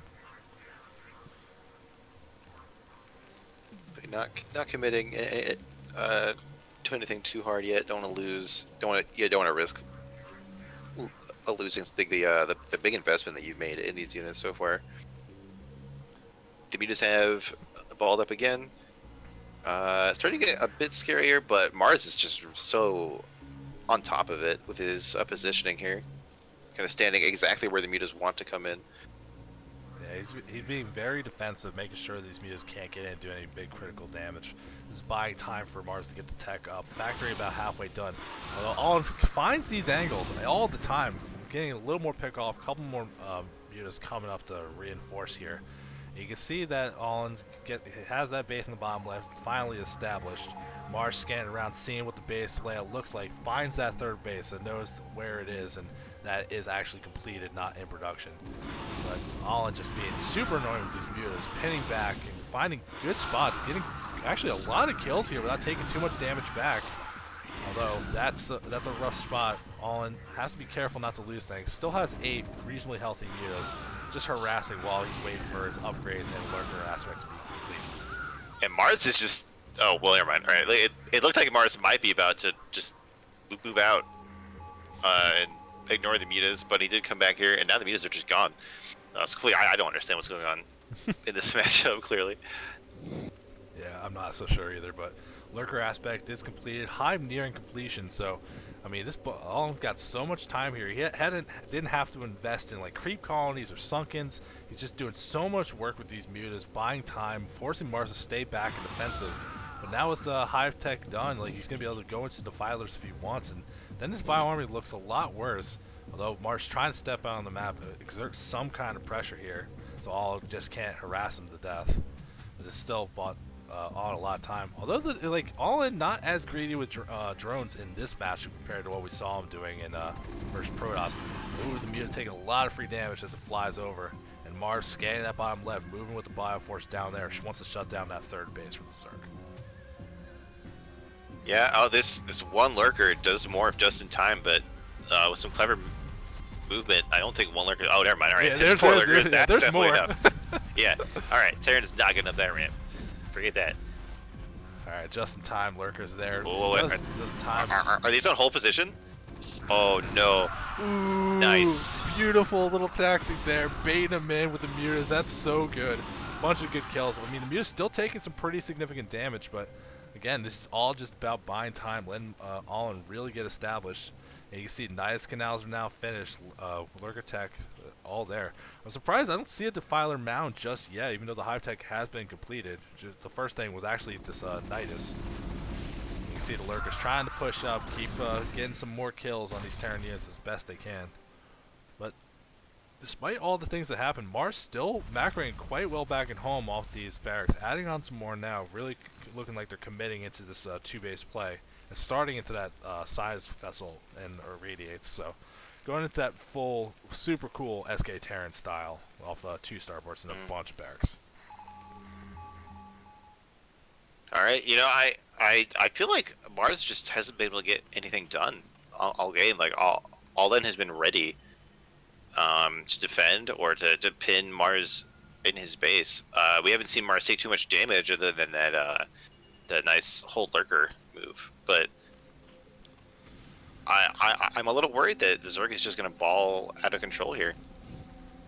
Yeah, I mean, there's a big supply lead for the Terran here, so like there's an opportunity to maybe get some damage done. The fire mount just about to finish now, so that means Consume's not done. Everything a little bit away, but I feel like if you get to that point where you have Consume, you can get those dark swarms up, and you can see that Allin has a good amount of these lurkers just in position to help defend some of these bases. I feel like this is not really going to be a great attack for Mars if he doesn't end up doing it soon. He's moving across the map. It doesn't look like he wants to go challenge that lower left base. Instead, wants to put some pressure on the natural, which only has 2 Sunkens. No lurkers are here. This could do really big damage. And we'll see. Looks like some defilers pop in the main. Consume is not quite done yet, so they're not going to have energy for this fight. If Mars gets in here real fast, there's definitely a chance for them to do damage, like you said. Yeah, there's not even lurkers burrowed here. That first defiler's immediately getting irradiated. Scourge trying to pick up the vessels, can't get there in time. So with Consume not done, those first 2 defilers getting killed off before anything can happen. Really nice from Mars. Yeah, that's a fantastic play there, hitting just that perfect time where he's going to be able to slow us down. We do see a defiler on the way now. Consume is now finished, so there's an opportunity. But look at this extra bioforce. Mars really kicking on that macro, trying to put some pressure on and see what he can find. A lot of lurkers. Really hope he does not charge up that ramp. There's still 4 lurkers that are stacked on each other there. Mars has been very diligent about scanning before moving, so I wouldn't be expecting it. But I think this might be round 2. Vessels trying to move forward, see what they can find. Scourge moving forward, going to be able to get one of the vessels killed off, but I mean, that's a good little way to waste things out. Looking for that defiler, finds it, and immediately gets it irradiated. Gets the Dark Swarm off first, but another defiler going to be killed. This is great work from Mars to just keep the pressure on, but still, despite all the army moving forward, like there's no attempt to take a 3rd base, and he's kind of being very patient, not trying to look things out. Look at these lurkers in the middle of the map. Is that hold position to like cut off the reinforcements? Like we've seen it once, but yeah. So I'm sure that's what they are. Maybe to cut off their retreat. Terran panics too much. Maybe something like that. That could just be a fantastic spot. Another defiler's up here, full energy. You can see Allen trying to move forward. Dark Swarm retreating things back. Another irradiate going down. So another defiler, not long for this world. Mars has to pull back to the high ground. These lurkers moving up a little too crazy. All of them getting killed almost immediately. Wow. A big win from Mars, and he's pushing forward. Yeah, there's not too much left here for the Zerg. Where'd those defilers go down? I wasn't paying attention. Like every defiler's been irradiated like on the spot immediately. It's been wild. Wow. Super diligent about all these Marines are focused on this one lane that's under the Dark Swarm. And that lets these reinforcements show up. Remember, there's still at least 2 fire bats in here, so the lanes aren't just invincible here. They're still going to be taking some damage. And actually, like, I love that Mars you see on the bottom left. Like, if we can kill this Nidus, anything that gets made from the bottom left is actually going to be pretty troublesome. Big swarm of Scourge moving over. If we can kill these side vessels, but it's still a lot of Marines alive. It's going to be hard to actually get that done. You can see so many getting taken out. Whoa, so many Scourge. A couple lurkers moving forward to get in the Dark Swarm, but Mars is in the base doing some damage. There's an Ultraless Cavern, but it's not quite enough. Ultras are on the way, but they don't even have the upgrades. When they spawn, they're going to be very soft. And you see him move out from Mars from his lower left base, getting caught up by those Marines containing it. So big play from Mars, breaking on through. This is going to be so hard to defend. I don't even know if Allen actually can. Actually, Mars is trying to go up the ramp in the left, but these 2 lurkers stacked just clean up everything. Big mistake. So much patience here in the units that we're seeing in the base, the main base for Allen, to get cleaned up as well. So big damage gets dealt. You can look at the supply. Mars still way up. He hasn't been reinforced, but look at all that army outside his natural, and he did manage to take that 3rd base at the mineral. So Mars doing a lot of damage, but using this time very effectively.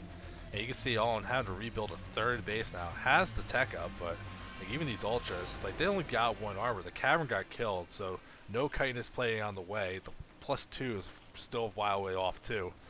This is a great spot for Mars, and I think this next push is probably gonna be too much to deal with. Yeah, that push was so well done for Mars. The game was just so tense, like balanced on such a razor's edge, and Mars found the right picks by irradiating those defilers constantly. And now he's coming to threaten this base, and he kept those vessels alive, so he's up to 7 now.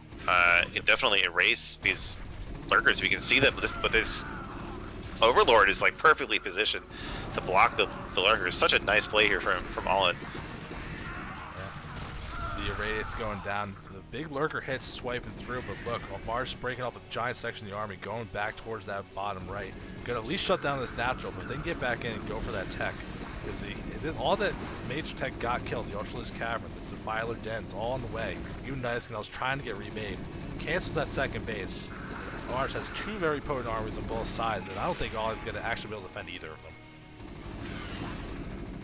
I think you're right. This is he's 130 supply up, and all in GG's on Mars after a game that was really close for such a long time, and then he absolutely dominated. Mars takes out the whole group. Yeah, Jesus, Mars looks so strong. That was unbelievable play. I mean, all their players played quite well in all those games, so that was a great group to cast. Whoever gave me the recommendations, like, hey, you should cast this one. It's probably good. They were 100% right. But that is the last one. We're gonna do it. Like I said, there was a couple that weren't played. Protoss versus Protoss. I'm not insinuating anything, but you guys, come on, get it together. So that's it for tonight, January 9th, team reveal stream. Learn what team you're on, learn what the map pool is, watch the staff talk about things that are CPL. It's always a great time. You can come in, get the full details on our Discord.